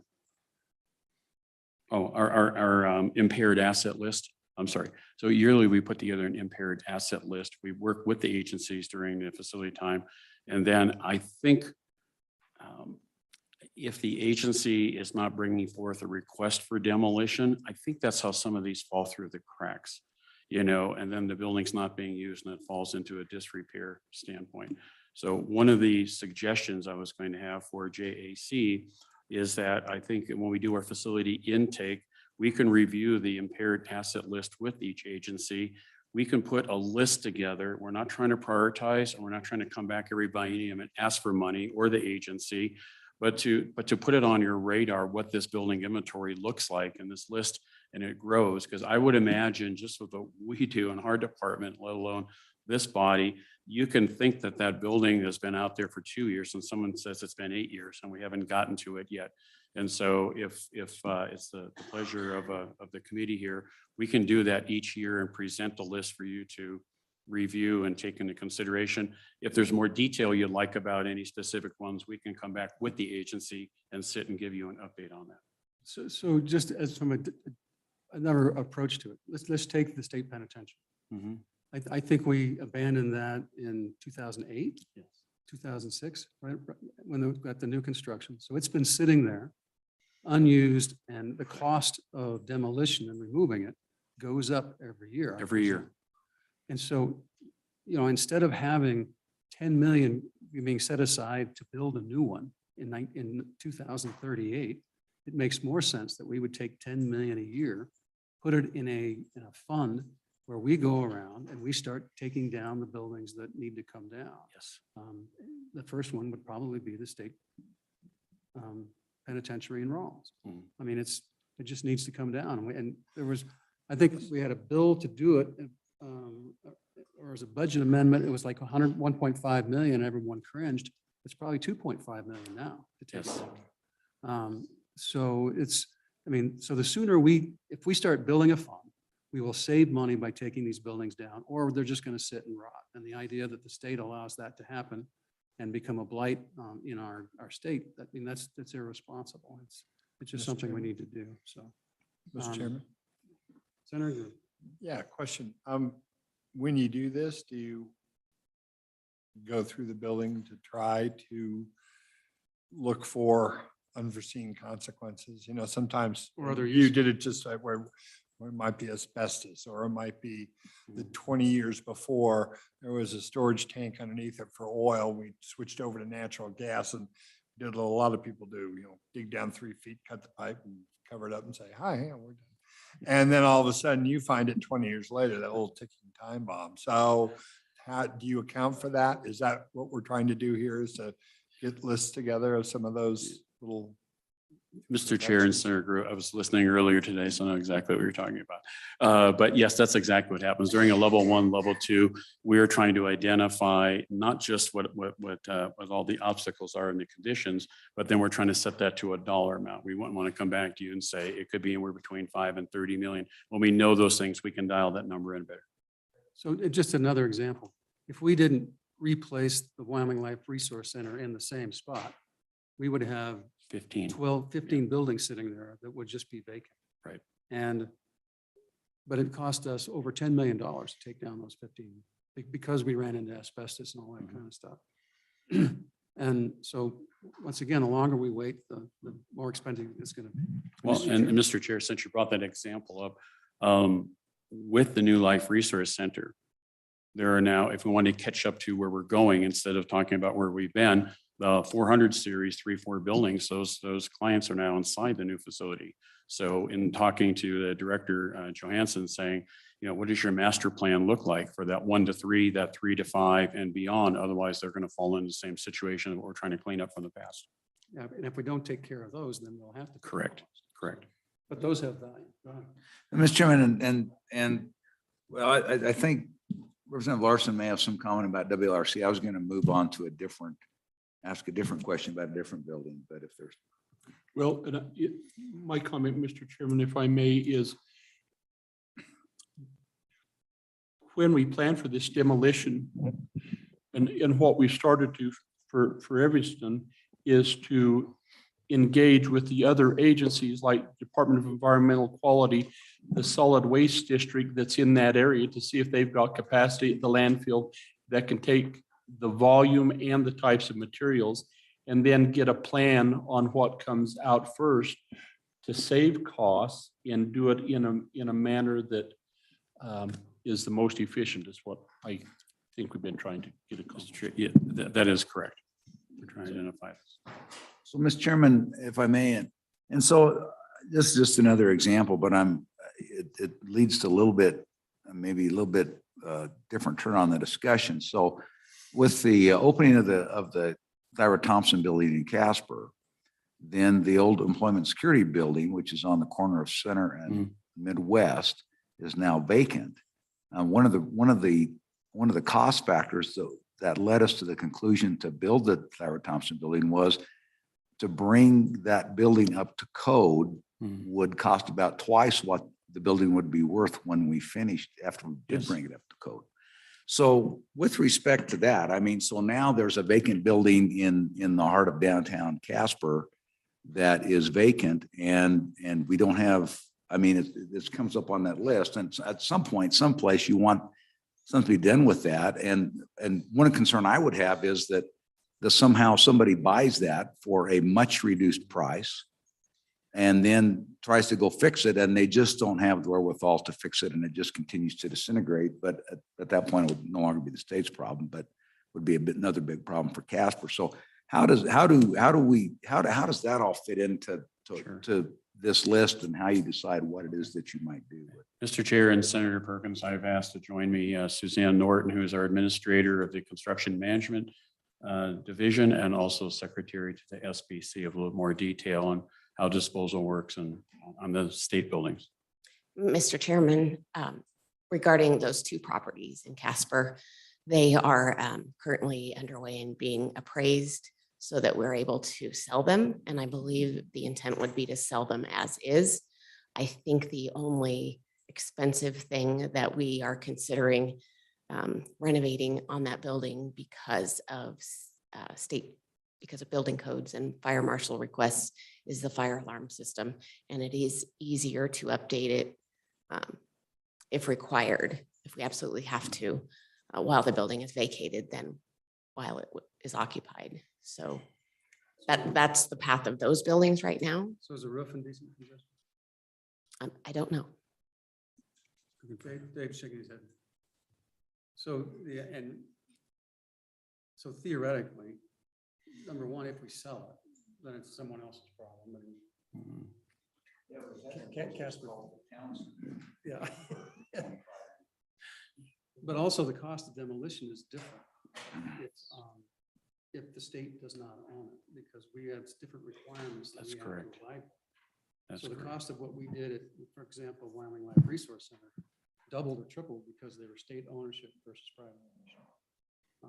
There are just guidelines that you have to follow. And so some ways, the building may have a more likely chance to succeed in the private hands or be torn down and replaced with something else. Go ahead. So, Director Vincent, two questions. One is, and it kind of goes to the building that Chairman Perkins is talking about. We can sell it and relieve ourselves of that responsibility, but not always, because there could be environmental issues Yes. with things. And I just want a confirmation on that. And sometimes that happens in these old buildings where we think we're getting rid of the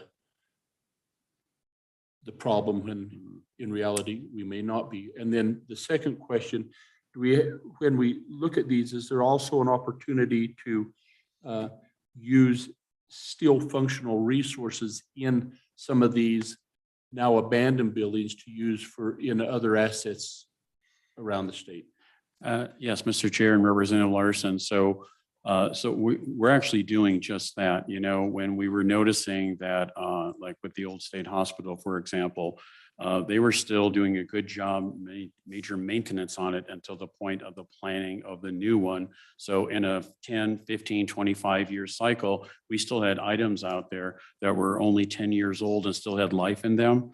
So we have been working with the health department and sort of what I call, interagency reuse program, to where Department of Corrections went out there and was able to grab some ductwork, some generators, some variety of items over there. And so we're trying to put that in play too. Number one, we help out one of our other fellow agencies. It still has some life involved until you can afford or lead time order for the new item. And if we put something in play, we're not putting it in a landfill. And so that cost comes back as well. So we're just starting that up. And the old state hospital is the first example of that in Evanston. Go ahead. And so historically, I believe, Mr. Chairman, when a school district takes on the responsibility of demolition of an old building, they've just been going out and executing that contract and getting that done. And so I think is the plan to maybe get more involved in that so that we're not then having to take the whole building as hazardous waste disposal, but mitigating that, doing this process that you're talking about, evaluating, helping them to where we don't incur more costs in demolition than we need to. Can you highlight that a little bit, please? Yeah, Mr. Chair, Representative Larson. So the school side is a little more challenging for us to work with. We have the 48 districts. You have board trustees. They have different ideas for the buildings that still might be left behind in a 1 to 3 or a 5 to 7. Sometimes they hang on to the buildings and use the mothball process that's given to them to take it down to a minimum major maintenance, keep it going, because if they think a new school remedy is coming somewhere, they might need to move over there to swing in that building until the other one's done. Just go, if they're going to. If they're going to demo, we right now, I feel we've been limited in our ability to have this kind of conversation with them. And I would like to open up those doors of communication. I think sometimes we think that easier is better. And when you don't abate first and you abate demo in one step, it's all that's heading to the landfill. It's coming back on someone. And since we are still funding schools, that's coming back on us. Go ahead. Thank you, Mr. Chairman. If you know, Director, on the old penitentiary, since I've been on this committee, we said, hey, start doing something with that old facility. And one of the issues was there was a lot of stainless steel in it that needed to come out before they could knock down the concrete. And then there was other items in there that went to public surplus and things like that to be sold.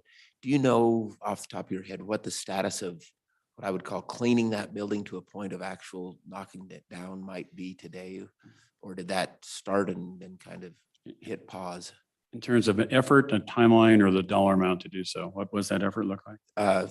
Effort and timeline, the dollar amount is coming later probably from you. Well, Mr. Dave Webb. He knows the project better than he'd like to. Mr. Chairman, Dave Webb, State Construction Department Construction Manager Supervisor. Representative Walter, so you visited prison. I was there when you were there.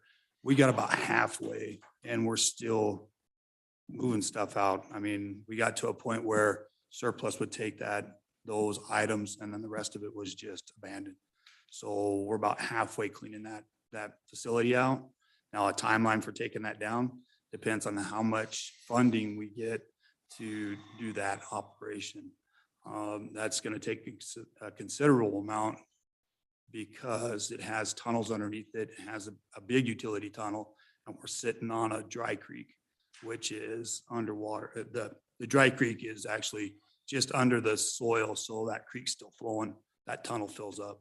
So it just depends on the effort we put into it, is how long that's going to take for us to tear that building down.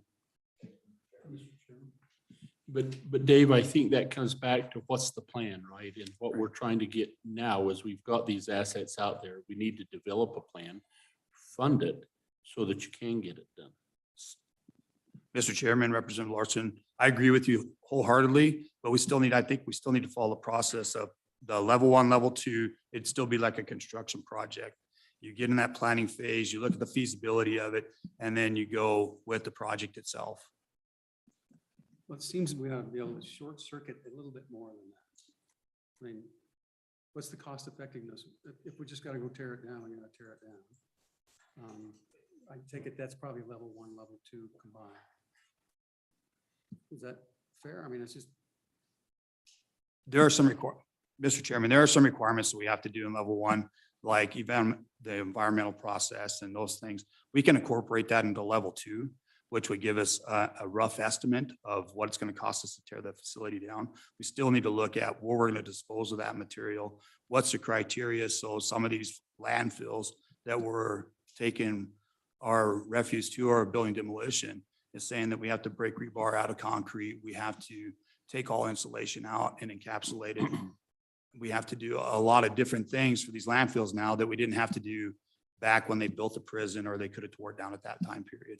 So I think we do need to have that level 1, level 2, so we could combine those, but we'll still run it just like a construction project. I mean, that makes more sense to me, just to get it all done, just so that you only do it once, you don't go to the building and then come back to us and ask for the money. Or we have money available for you. Appropriate. Mr. Chair, I think we can be more strategic. I think when we're looking at a closed facilities, there's something that first that agency can use. Secondly, there'd be any interagency like we're doing right now in the Old State Hospital. And then there's surplus. If you have something to the magnitude of what Representative Walters is talking about at the old prison, there can be a salvage contract that goes out. And then your last is your abate and then your demo. So I think we'd be more strategic how we move through that. Would be a recommendation. Okay. Further questions for Jared or Suzanne or Dave? Okay. Thank you. Thank you very much. That mean you're on, Don?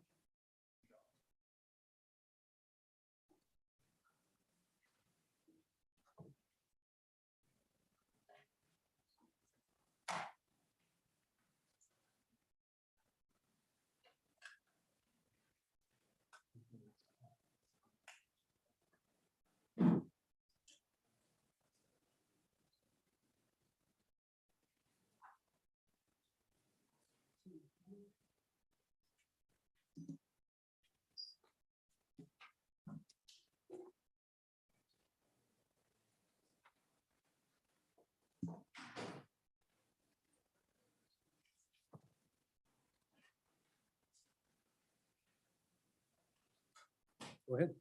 Good morning, Mr. Chairman, members of the committee. My name is Don Richards. I'm appearing before you today with my Craig co-chair hat on. And to my immediate left is Kevin Hibbard, the other co-chair of the Consensus Revenue Estimating Group. We did establish this time intentionally on the agenda. Typically, we're first off in the day. This report and the associated fiscal profile have been published before 8 o'clock this morning and available to the public and interested parties.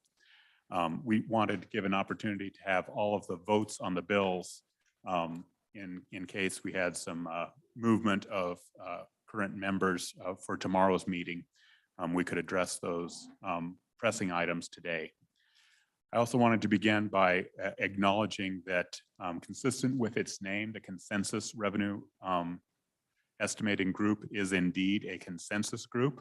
And I would highlight that there were far number of people beyond just the 9 folks who appear on the letterhead. For example, Mahandi Jakandi and Caleb Simpson have developed a fairly sophisticated prediction tool of investments that is now informing Craig estimates. Rachel Toner, Rainey Linz,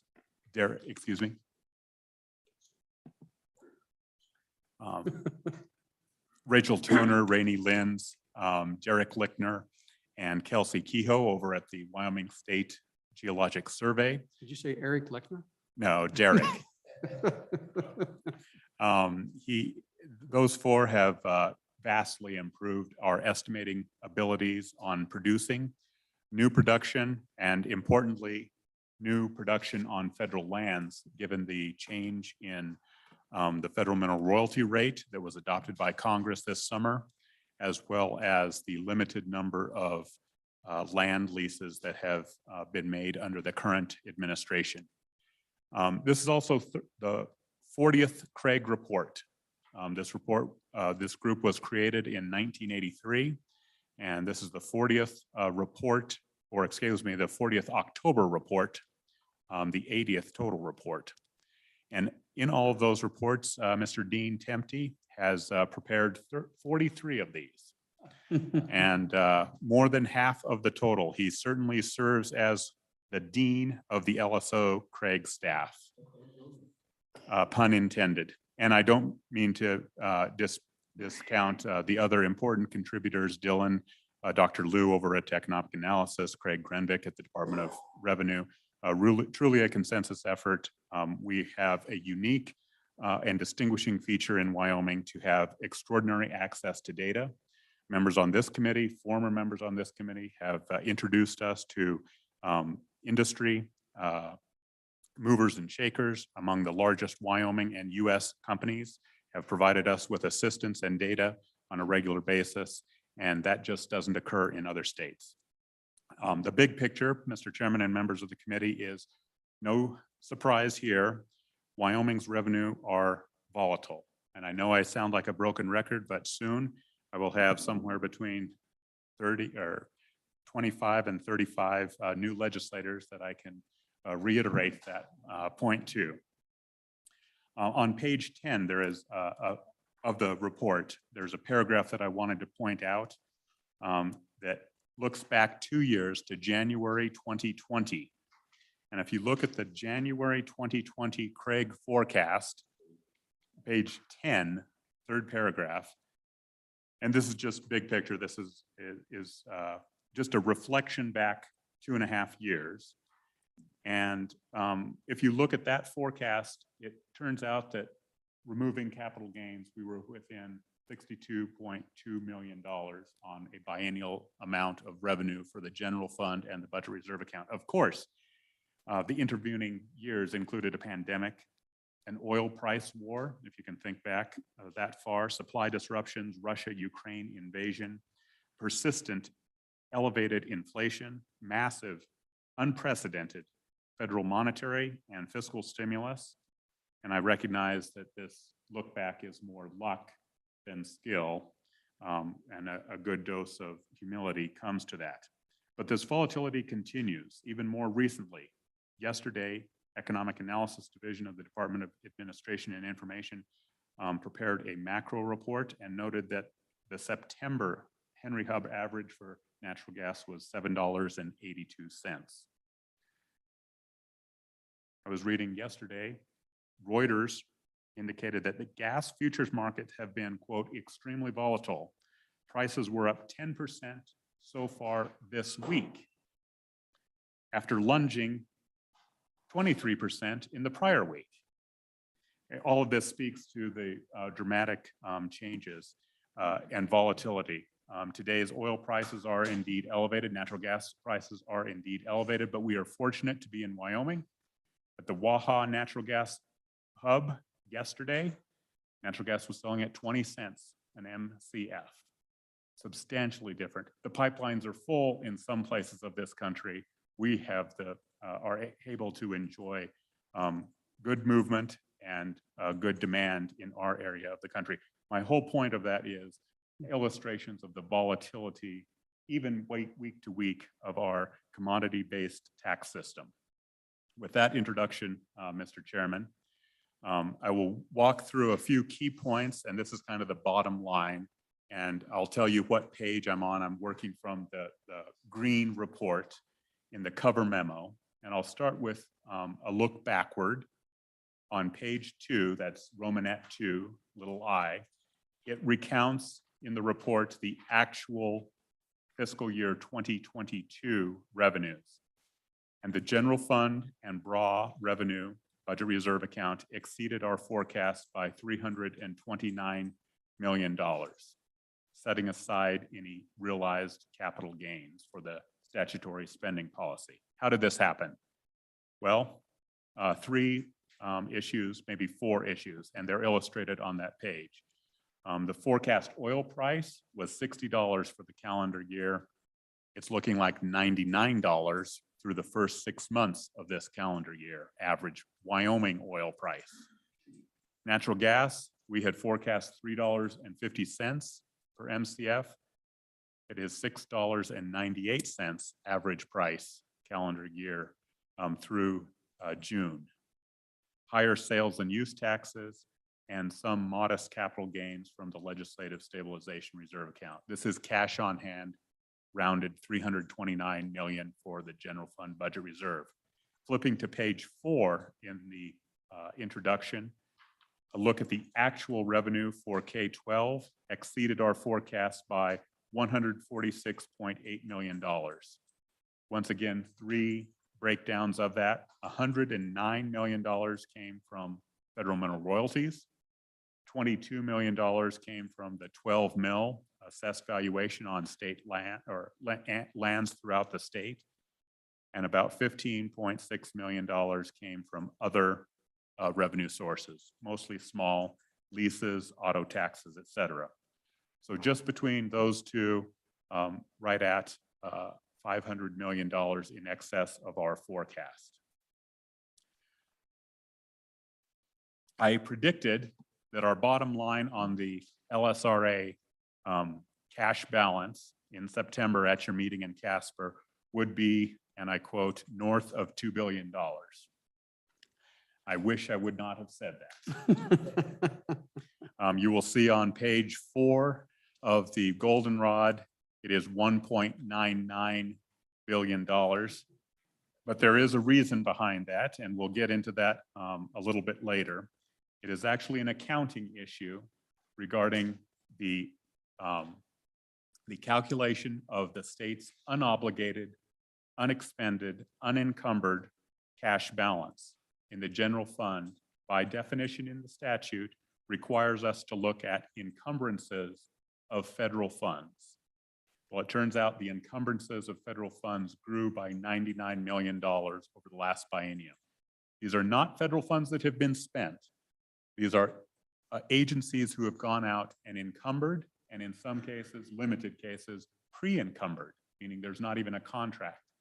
Once an agency does that, we have to set aside a sufficient amount of general funds in the event that, number 1, the contract is executed, number 2, the money is expended, number 3, the federal government does not pay their bill. So we have a sizable amount of restricted funds now in the general fund. Absent that, we would have been over the $2 billion. So I'd argue that was a— Don, 2 questions. What are the main items that consist of that 99 million? And 2, what typically do we expect to find out on the repayment by the feds on those amounts? Mr. Chairman, I think almost all, if not all of those will be spent. They haven't even been spent by the state. Once they get expended by the state, that $99 million actually goes off the books for the general fund because there will be an associated accounts receivable from the federal government that will make that a wash. So it's just because these are in the encumbered stage of federal funds. It is a broad mix. I think it is influenced by the large increase of federal funds, not necessarily the ARPA direct money and the CARES direct money, but and you've seen these in the B11s that we send out on occasion, these ancillary grants that are given $25 million for the Oil and Gas Commission to plug orphan wells, for example. But that's just one example. There are examples almost every week of agencies going out there and increasing their federal authority to expend money. Mr. Chairman. But my question is, even really, all we're doing is saying it's an encumbrance in case the feds don't pay it back after we bill them. And so what's that time period? And how, I mean, is it typical that we have an ongoing deficit like this, encumbrance? Mr. Chairman, I believe the state auditor's office looked back the last 6 biennia, which is 12 years, and the amount is not unusual. It really isn't. And we actually, if you would put up that definition, there are really three options here, and I'm a little bit early to make a recommendation on this. The total amount of encumbrances is $162 million, which we have set aside in the general fund that doesn't appear in that balance. If you go in and change the statute, and I'm putting that statute up there for the benefit of the legislature, B, so paragraph B, thank you, Karen, says less, oh, that's not. Yes, less the fund balance reserved encumbrance from the comparative balance sheet by the fund report, which is run within 5 business days. It doesn't say business, but 5 days following the closure of the prior fiscal year. My point in reading this is to get a sense of the specificity that the state auditor must go through to calculate what the definition of a fund balance is. Well, that's the state's definition. You could change that. And when this statute was passed, there was no such thing as a federal fund. The Fed fund was inside of the general fund. And technically, for accounting purposes, the Fed fund is still within the general fund, but not for your purposes of this. So they're treated identically. The state auditor, when we had significant conversations about this, really didn't have a choice to do it a different way. You know, the law tells her she has to reduce it by the amount of encumbrances, and they did just exactly that. We've talked internally about this as well. First of all, you could do nothing. Second of all, you could allow staff to look at this a little bit more detail. Third, you could go in and actually change that statute, add a few words, less the fund balance reserved for encumbrances, except for the federal fund, for example, because you'd want to use encumbrances of the general fund because if an agency is encumbered those general funds, but maybe you don't want to include federal funds. And I don't mean to belabor this discussion, but what would happen there is there would be a windfall to the state of about $162 million because we're Just on the accounting. just on the accounting of this. And it would be a windfall this time. It may not be that way every year, and that's why I'm hesitant to make a recommendation that you really want to change this statute. For example, the encumbrances could go down by 100 million next biennium, in which case you would automatically show that 100 million in the general fund being available for use. So it is going to ebb and flow over time. But I'll admit in September, I was caught off guard by this. But in essence, it basically hides the money for a while. It does. In any event, I wanted to show in any event, I wanted to show how we're actually going through that. And this is not a day-long process. This takes several staff about a month to go through. So really, to me, the most important question is, reasonable to modify this definition to simplify what the state auditor does and make the accounting process more transparent and simple. Mr. Chairman, that was my immediate response, is that this is not, it doesn't make practical sense. And I think Kevin would agree with that. What we're talking about is giving agencies, military department, DEQ, workforce services, health, who have federal funds, a financial officer could obligate $5 million. And that is going to affect the amount of money that policymakers have available to appropriate for other high needs. And so I'm, from that perspective, I think this really makes no sense whatsoever. On the other hand, I am sympathetic to learning more about this from an accounting perspective, reaching out to the external auditor that we have, which I have not yet done, and getting their reaction to why is this, and has our system changed in the intervening years that from when this statute was. When was it last amended, or when was this language modified?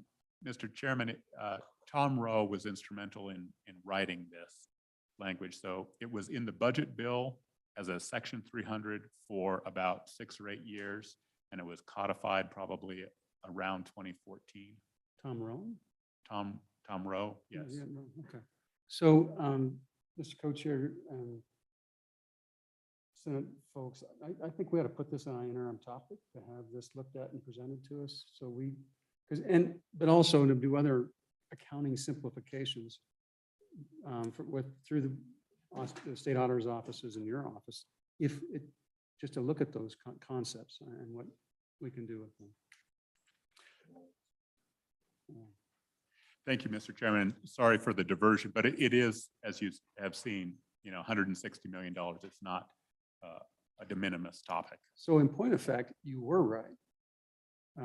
Except for this 99 million, we were well north of 2 billion. We would have been. Yeah. Mr. Co-Chair, was that a compliment or were you sounding surprised? Mr. Chairman. Go ahead. Mr. Chairman, Don, when was the last time that the LSRA had $2 billion in it? How long ago was that? Mr. Chairman, it has never exceeded $2 billion. And in fact, and I'm not asking Karen to put that definition back up there, but at the end of all that, it directs the state auditor to define fund balance, and then the budget bill directs the state auditor to sweep all of these funds. So in fact, yesterday, all of these funds actually did get swept. So the cash balance in the LSRA unobligated is reflecting a record high, whereas on Monday, it was not record high. Looking ahead, fiscal year 23-24, and trying to, I apologize for the diversion here. The Craig forecast increases the general fund budget reserve amount by $738.8 million. That breaks out to be about $529 million in severance taxes and FMRs. And keep us tuned to what page you're on and what. Yes, very good, Mr. Chairman. I'm on page 3, Romanet 3 of the cover memo. And you will see a significant impact from severance taxes and FMRs. Sales and use taxes account for $140 million, investment income, $32 million, other funds, about $38 million. In addition, agencies, despite 15% budget reductions over the 21-22 biennium, and I know there were a few agencies that weren't quite 15%, still reverted $45.2 million at the end of this biennium. That amount of money will also be available for the governor to recommend in his supplemental budget recommendations. We don't really expect that. I mean, we don't didn't have it the last time. Correct. And I will pause and let Kevin comment. My gut tells me, and he can correct me, my gut tells me it was a lot of 100 series. That's personnel expenses, not because those positions were cut, but because they can't be filled. just because of the labor market challenges. And I would defer if there are other pressures or if he disagrees. Mr. Chairman, I agree. It does have a associated impact to vacant positions, but it also has a unique thing that's going on with the federal funds. Don spoke to the level of federal funding like we all see, but if you look at the dashboard that we've been talking about, and maybe I'll pull it up tomorrow and show it to you, that we got $2.4 billion in formula money. That's not ARPA direct, it's not CARES, but it's coming through all these other bills. And that is one of the issues that 2.4 billion. What did you call it? Formula funding, like YDOT gets a large portion of Part of formula it, money, OSLI, the departments. And we've tracked that, and it's graphed in the dashboard that we've been sharing with you. But I bring that up because even the state budget department had reversions in general funds, and we had a full complement of employees, but I worked on ERAP and I charged to that ERAP grant myself and my organization. We also worked on several other of the federal projects, ARPA, for example, and the state auditor's office experienced something similar to that. And I know the other agencies did as well. So there's this differential between the intent of the budget had a position like mine that was generally funded, but I charged to a federal project because I was implementing ARPA, for example. I think that has something to do with the surprise about the $45 million. So all told, so far through ARPA, CARES, Budget Reduction Act, how much influx of cash have we calculated? Statewide in excess of 4 billion, and it's on that. But that doesn't, that's just for the state. Have we done a calculation that For the went out locals? to I can school get that. districts? It's, we have access to that. Don and I both do. It's called FFIS, Federal Funds Information System, and it does represent what is flowing inside the borders of Wyoming. Mr. And Chairman, Go ahead. I believe we saw a document that showed it at a little over $8 billion by the time the PPP and Yeah, I thought it all was the more like federal funds and 9.8. everything else were accounted for coming into Wyoming. So if you take in consideration the 1.25 billion in CARES, you throw another billion on top of the ARPA, and then you throw on the other 2.4 billion, 2.5 billion that we're looking at as far as the formula money, and that is not inclusive of all that. It's easily gets in excess of that 4 billion. And then that doesn't include what's in flux on a local level either. Or tribal, that's a good example. Yeah, so I'd be curious to figure out that number, and that doesn't include the direct payments to citizens. And That, I thought it was around 9.8. if you included that, you'd probably be pushing the $10 billion level. That, because there's, yeah.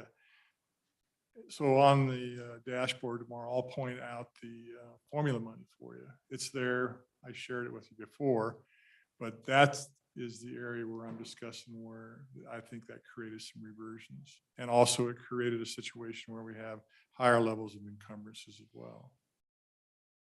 Okay, thank you. Go ahead. I'm just curious, I don't need an answer now, but on these categories, I'll pick sales and use tax. Do you get the data to break it down into all the categories of sales and use tax? So for instance, you can see the rise was construction related or retail, and I would say the same for severance. Mr. Chairman, Representative, we break it out, not only break it out geographically by county, as well as by industry sector and sub-industry sector. And I'll visit a little bit about that on the component. Before leaving the general fund bra, I do need to mention what I refer to and some others, the most important number of the day. And that appears on page 3 of your profile. And I will jump right back to the Craig report. I'll mention just one number on the Craig profile. Page 3, column J, row 36. And that is the amount of general fund and budget reserve that will be transferred, if not spent, to the LSRA accrued on June 30th, 2024. What row is it? J36, and the amount is $912 million. And why do I bring that up? Because that is the amount of money that is available under statute to the governor for his supplemental budget recommendation. That does not mean that he has to make recommendations on it, but that's the amount that is available. Where did that come from? $738 million from the Craig report, $45 million from reversions. And then keep in mind, immediately to the left of that column, column H, you left here with $129 million on the table that you did not spend. So it's a combination of those three. Mr. Chairman, 45 million. Mr. Chairman, I'd like to put a little bit of caution into the 738. While it's not going to impact this biennium, I want to make sure I'm perfectly clear, it's not going to impact this biennium. But please recall that we have $406 million that will come back into the standard budget in 25-26 from revenue replacement. So take 406 million and think about 25-26, and hopefully we still enjoy the same revenue then. But that is a cautionary note. We are enjoying ARPA revenue placement to the tune of $406 million in this biennium. Kevin, does that also include that's revenue replacement for the ARPA, but there would also be those enhanced reimbursement rates to Medicaid that replaces our general fund stuff that'll be going away as well, would it not? Mr. Chairman, that is correct. I believe that you're talking about the 6% for FMAP. Yeah. That's correct. Do you have a feel of how much that is on an annual basis, or? Yeah, I think the last conversation that we had for this biennium was in the range of $78 million. It was, I thought it was at an annual, no, or That's a biennial number. 8 million. I thought it was 12. 35, 36 million a year. Mr. Chairman, I believe he said 78 million. 78 million, yes. So Mr. that goes Chairman. on top of the 405. Mr. Chairman, yes, those are the challenges that we have, not in this biennium, but let's make sure we prepare for the fact when we light up 25-26 in the profile, don't be surprised. Mr. Chairman, Go ahead. Kevin, could you just repeat the amount for that revenue replacement?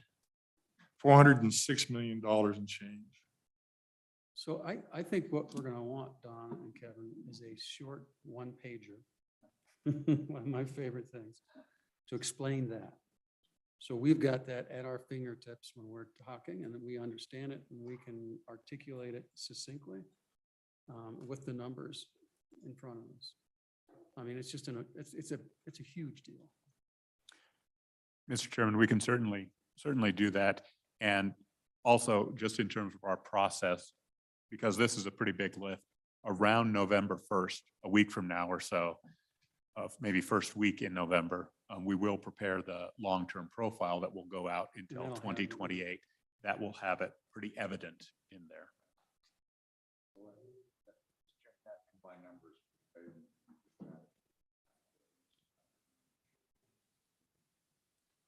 Okay. Mr. Chairman, second kind of all-encompassing is the school side, education for the 23-24 biennium. Those revenues increased by $978 million. That's a 2-year increase. It comes from the following, and this is on page 5 or Romanet V of the cover memo. And it includes $191 million of federal mineral royalties, $91 million of school district property taxes that were received, but in excess of their estimates. $172 million in non-mineral property taxes. So that's your residential property taxes you might have been hearing about. $459 million in mineral ad valorem, 21 million in reversions, and 44 million in is a catch-all category for auto taxes and whatnot. Of that amount, again, roughly 70% of that is minerals. On the other hand, one bright spot here is roughly 30% of that is known. We may not have collected it all, but it's not an estimate. So the $21 million working from the bottom up, the $21 million in reversions, that's a known money number. It's cash. It's not an estimate. The 172 million in non-mineral ad valorem taxes, that amount is known because those assessments were sent out to commercial, industrial, and residential property owners. It may not have been paid because it's due in November and next May, but the amount is not an estimate. We don't have an error risk there, and the only error is people don't pay. And then And third, so of that 72, you broke it down into 3 categories. How much is each category? Mr. Chairman, if you would, I believe I have this.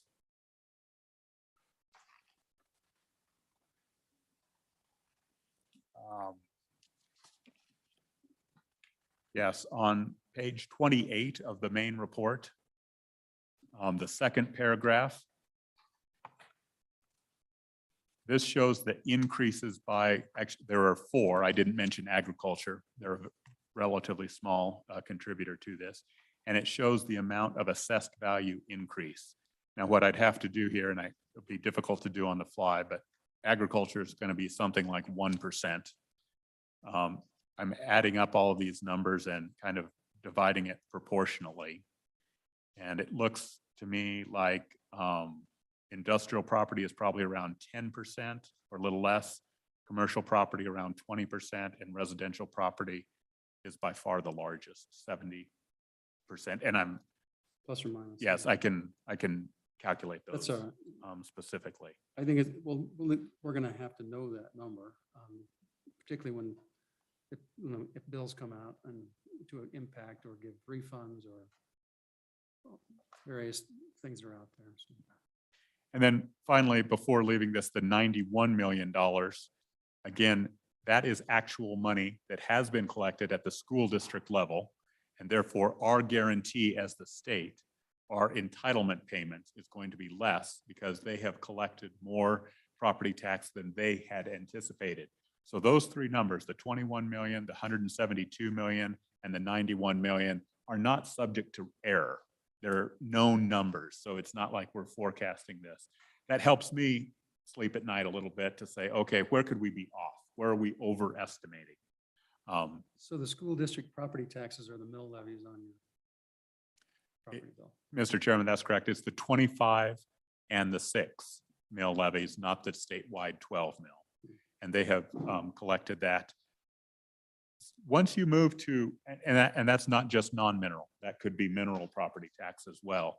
Once we move to monthly ad valorem payments by mineral producers, you've really created approximately 100 mini Craigs, right? Because every school district is out there now forecasting their own oil, natural gas, trona, coal prices. We help them to the extent we can, but they're doing this on their own, and the law requires us to use their forecast.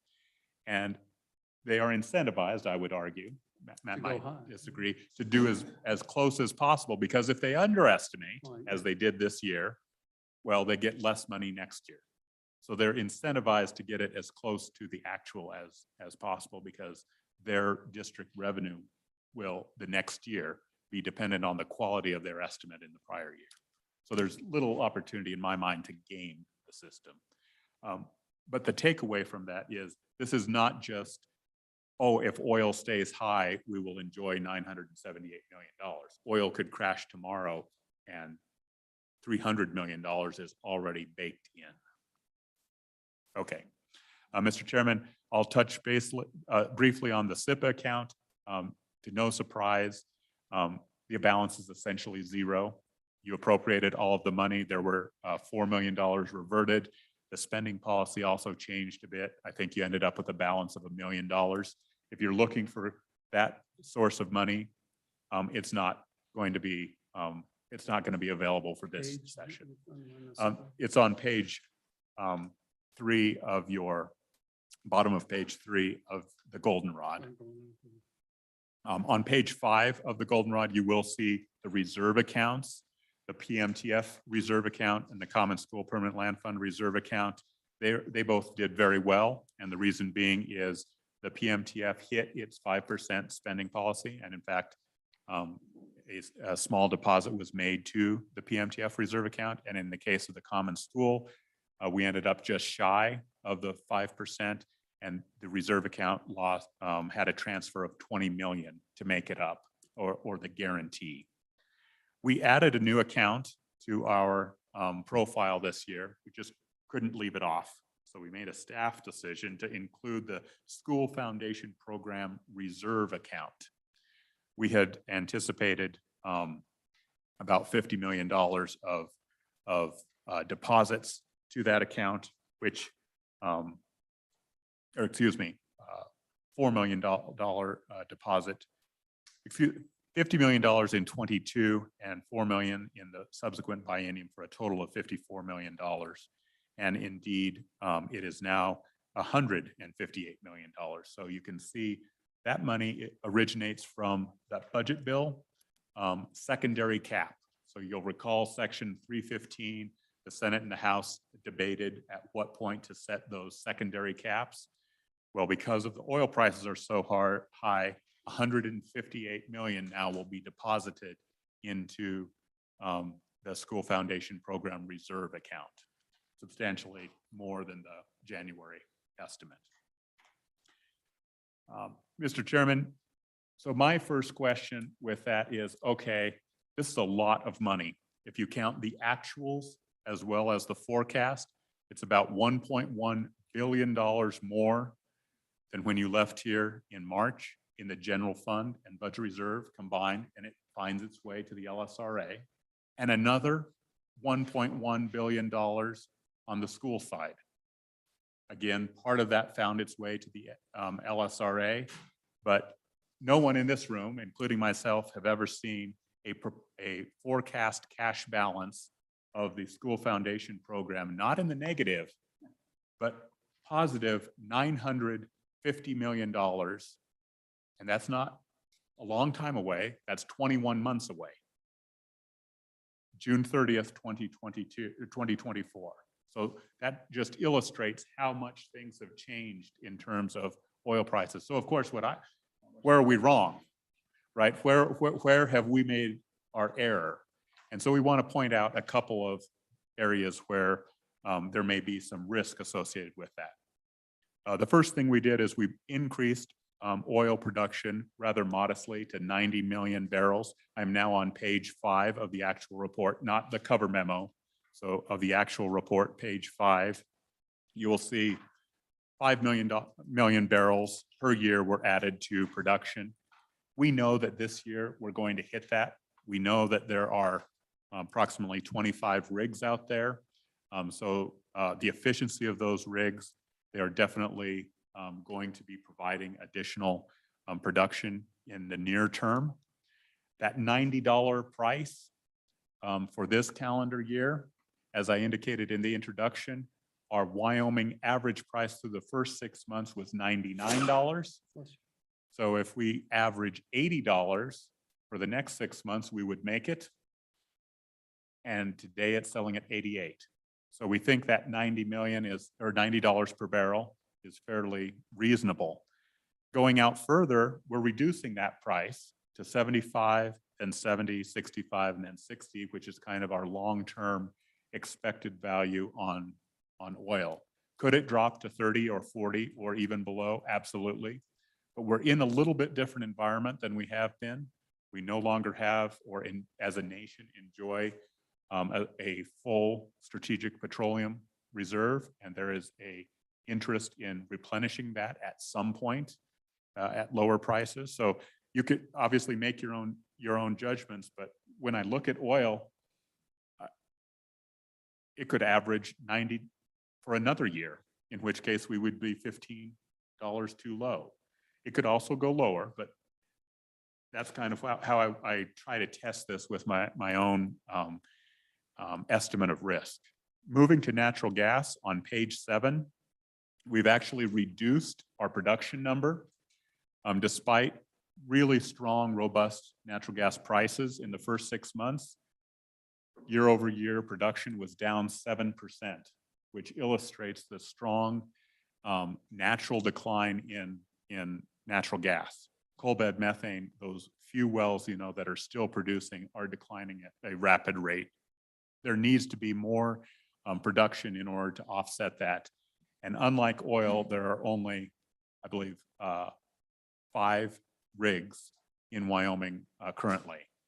One each in the Jonah and Pinedale, 2 in the Wamsutter field. So very limited production. And so we have that going down and continuing to fall before some mild increases late in the forecast. We forecast a price of $7 per MCF or MMBTU for this calendar year. And then we drop that to $5.90 next year, and then closer to the long-term average of $4 per MCF. The issues in Europe could be resolved over the course of this winter if the pipelines restart from Russia and would reduce this. Of course, as I always say, weather trumps everything. And indeed, in the last month, you've seen that with natural gas prices. We've had a warm fall nationwide. It trumps even Russia and Ukraine. And we've taken about $2 off the price of natural gas. I have some concerns about that $7, but I think it's very achievable when you look at August prices were well over $8, almost $9 average prices in the state of Wyoming for natural gas. So we can handle a month or two at the $5 and $6 range. We could be optimistic in the out years if weather is not a factor. But what's happening nationwide for production? Nationwide, it is increasing, but it has taken a long time to finally increase. I would say one of the biggest issues other than weather is the fact of the June, and we mentioned it in the report, the June explosion at the Freeport facility in Texas that took the second largest exporter of LNG off market. They're scheduled to begin shipments in November. If they do, and Cove Point, which is near Baltimore, if they resume, they're just shut down for maintenance primarily. If those two resume, that will substantially assist. And basically, we're supplying Europe at the deficit of America. Mr. Chairman, the next commodity or component is coal. We've increased that price by roughly $2 per ton. Prices jumped almost at the change of the calendar year at the beginning of calendar year 2022. Craig certainly had indication that that would be the case from several of the large producers, but we did not want to put too much bet on that until it happened. And indeed, it did happen, and prices have jumped about $2 a ton. Our production is on pace. There is some risk on that, and I would point out in today's media, I don't know if it was Wyoming media or just nationally, there's some real risk in the last 2 months of this calendar year of a rail strike, which would have negative implications on moving not only Wyoming coal, but Wyoming trona. If those tons are not produced, those tons are also not taxed. Moving to sales and use taxes, the actual, Page number? yes, page 11 of the main report. Sales and use taxes, actual in fiscal year 22 increased by 14%. Essentially what we did was we built that 14% jump into our base and kept the incremental increase of 3%, 3%, 2.8%, 2.5, 2.3. So basically we took the increase up as we experienced it last fiscal year, and then continued on with very similar incremental increases. It hasn't been incremental. The first 3 months of this calendar year, July, August, and September, were up 17% over last year. If you'll recall back to last year, and I'll mention this to Representative Schwartz, by industry sector, tourism was having a record year. They did not have a record year this year by any stretch of the imagination, which means something else happened. Well, two things. One, inflation. I would argue that people are not necessarily buying more stuff. The stuff they're buying is higher priced. That's the first thing. The second thing, which trumps all, including tourism, is those 25 rigs buy pipe. And when they buy pipe, they pay a lot of sales tax on that pipe. So mining is coming back. We're not coming back in calendar year 21 and the fall of last year. They have now, and I would argue that's the reason for that 17% jump.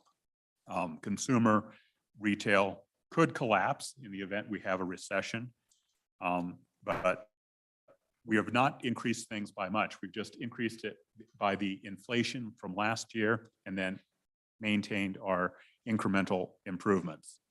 Next up on ad valorem taxes, page 28 of the report. As you know, non-mineral ad valorem increased by 17% statewide. And I think I went through this: 4% increase on ag, 7% on industrial property, 22.4% increase in commercial property valuations, 22% in residential. A little bit surprising because you hear a lot about the residential. Commercial property actually had a higher increase year over year than residential, not by much, but by a modest amount. Is that statewide or is it regional? It is statewide on the commercial. The residential is not. And we can provide that with the additional background materials that you've requested. That varies fairly dramatically by county, with Lincoln County, Teton County, Park County increasing at substantially higher rates than the eastern side. Yeah, I think that would be useful. Those assessed valuations went up, and now you're seeing a little bit more difficulty in the real estate market. What to do about this year? And you have seen some areas where prices are reportedly going down. Well, that's insufficient. Not only do people have to reduce their asking price, those sales have to occur for comparables for the assessor to look at, and they have to be at lower prices than the prior year, not just lower than what they were originally asking for. And we just couldn't find any evidence of that. When we went out there, we visit with realtors, assessors. And so we have included a 9% increase in assessments this year before falling back to a 3.5% in all future years. The 3.5% is also the 10-year average. Calendar year or fiscal? All calendar year when it comes to ad valorem taxes. So this year we're saying it's a 9%. That might be a risk. But if you look back at the real estate sales, at least in the first 7-8 months of Wyoming, they were very strong and comparable to last year. So we think that 9% is very, very reasonable. Finally, moving on investments. And this is actually peppered throughout the report. But if you want to go to one page with most of the information, I would direct you to page 14 for investments. And these were increased by two reasons. Number one, higher interest rates, so we have higher yields. That is particularly evident with the ARPA funds that are under our investment, the state agency pool, the LISRA balances. We also have larger balances. The LISRA account has more money to invest at a higher rate. And then finally, working opposite those two trends is the permanent funds have lower values. You recall their spending policy is based upon the market value, the 5-year market value average. And the stocks and equities and the bonds have all gone down. So the market value is lower. Therefore, the spending policy was adjusted lower dynamically with the market. In terms of risk, you have very little risk in the state agency pool. You have no risk with the permanent funds because they're guaranteed through the reserve accounts. The state agency pool is invested largely in bond ladders. They intend to hold those till maturity, not sell them at a discount, so very little risk. The one area where you do have risk is the LSRA. You enjoyed, I believe, about $48 million of realized gains from the LSRA last year. Not only do we not include gains, but this year, and we're sticking to our same Craig methodology, we do not forecast losses, nor do we forecast gains. It is possible, if not probable, to expect realized losses this fiscal year in the LSRA. There is no reserve account or spending policy, so it is quite possible that that could be reduced by $20, $30 million. Two more items. One more item, and I will defer the last one. And that is, I would reference the appendix, which begins on page 30. And I believe this JAC in particular has vastly improved this appendix. And we did so again with a new hire primarily this year. We have incorporated Craig's actual forecast error looking backwards as opposed to the volatility of the underlying commodity. So we looked at how bad our misses were and incorporated that into our confidence interval looking forward. Secondly, we have now included component-specific errors. So we look at production estimate errors, price estimate errors, as opposed to severance tax writ large error. And then third, you can see, as we did in prior versions, we move out one standard deviation. For those of you who are not involved in statistics, that would mean that we are going to fall within that cone roughly 7 out of every 10 years. But there are going to be 3 years where the actual is going to fall outside of that cone. It could be higher or it could be lower, but it will likely fall outside of that cone. You can also see we didn't have to add in any kind of a drift measurement. This is actual. And so in the near term year, that's using Craig's actual forecast errors, we're usually very close. So you can see that confidence interval is very close. When you go out 6 years, our error obviously gets much wider, and so does the graph illustrate that. You can also see how we have shifted up from last year. We have shown, for example, in sales taxes, the black bar on page 31 with the X's through it. That was last year's estimate, and we've essentially just shifted that line up in several cases. But the long-term decline is still evident. When you look at severance taxes, when you look at FMRs, we are not forecasting a return to the heydays of 2012. All of our forecasts are lower in future years than currently. And with that, Mr. Chairman, I'd be happy to walk through the profile or hold that for tomorrow or some future meeting. I'd prefer that we do it tomorrow just because it further embeds us in our brain, and our brains are overloaded at the moment. So, and at 6 o'clock. Gentlemen, any questions on Craig? Yeah, can you say that a little slower? The whole thing. No, that's good. It's fascinating. Thus, the governor's press release. Take care of what you spend. Okay. So any further business for today, Don? Mr. Chairman, I think you can adjourn. I do have a couple housekeeping items for future meetings that I might just announce and have you think about. Okay, well,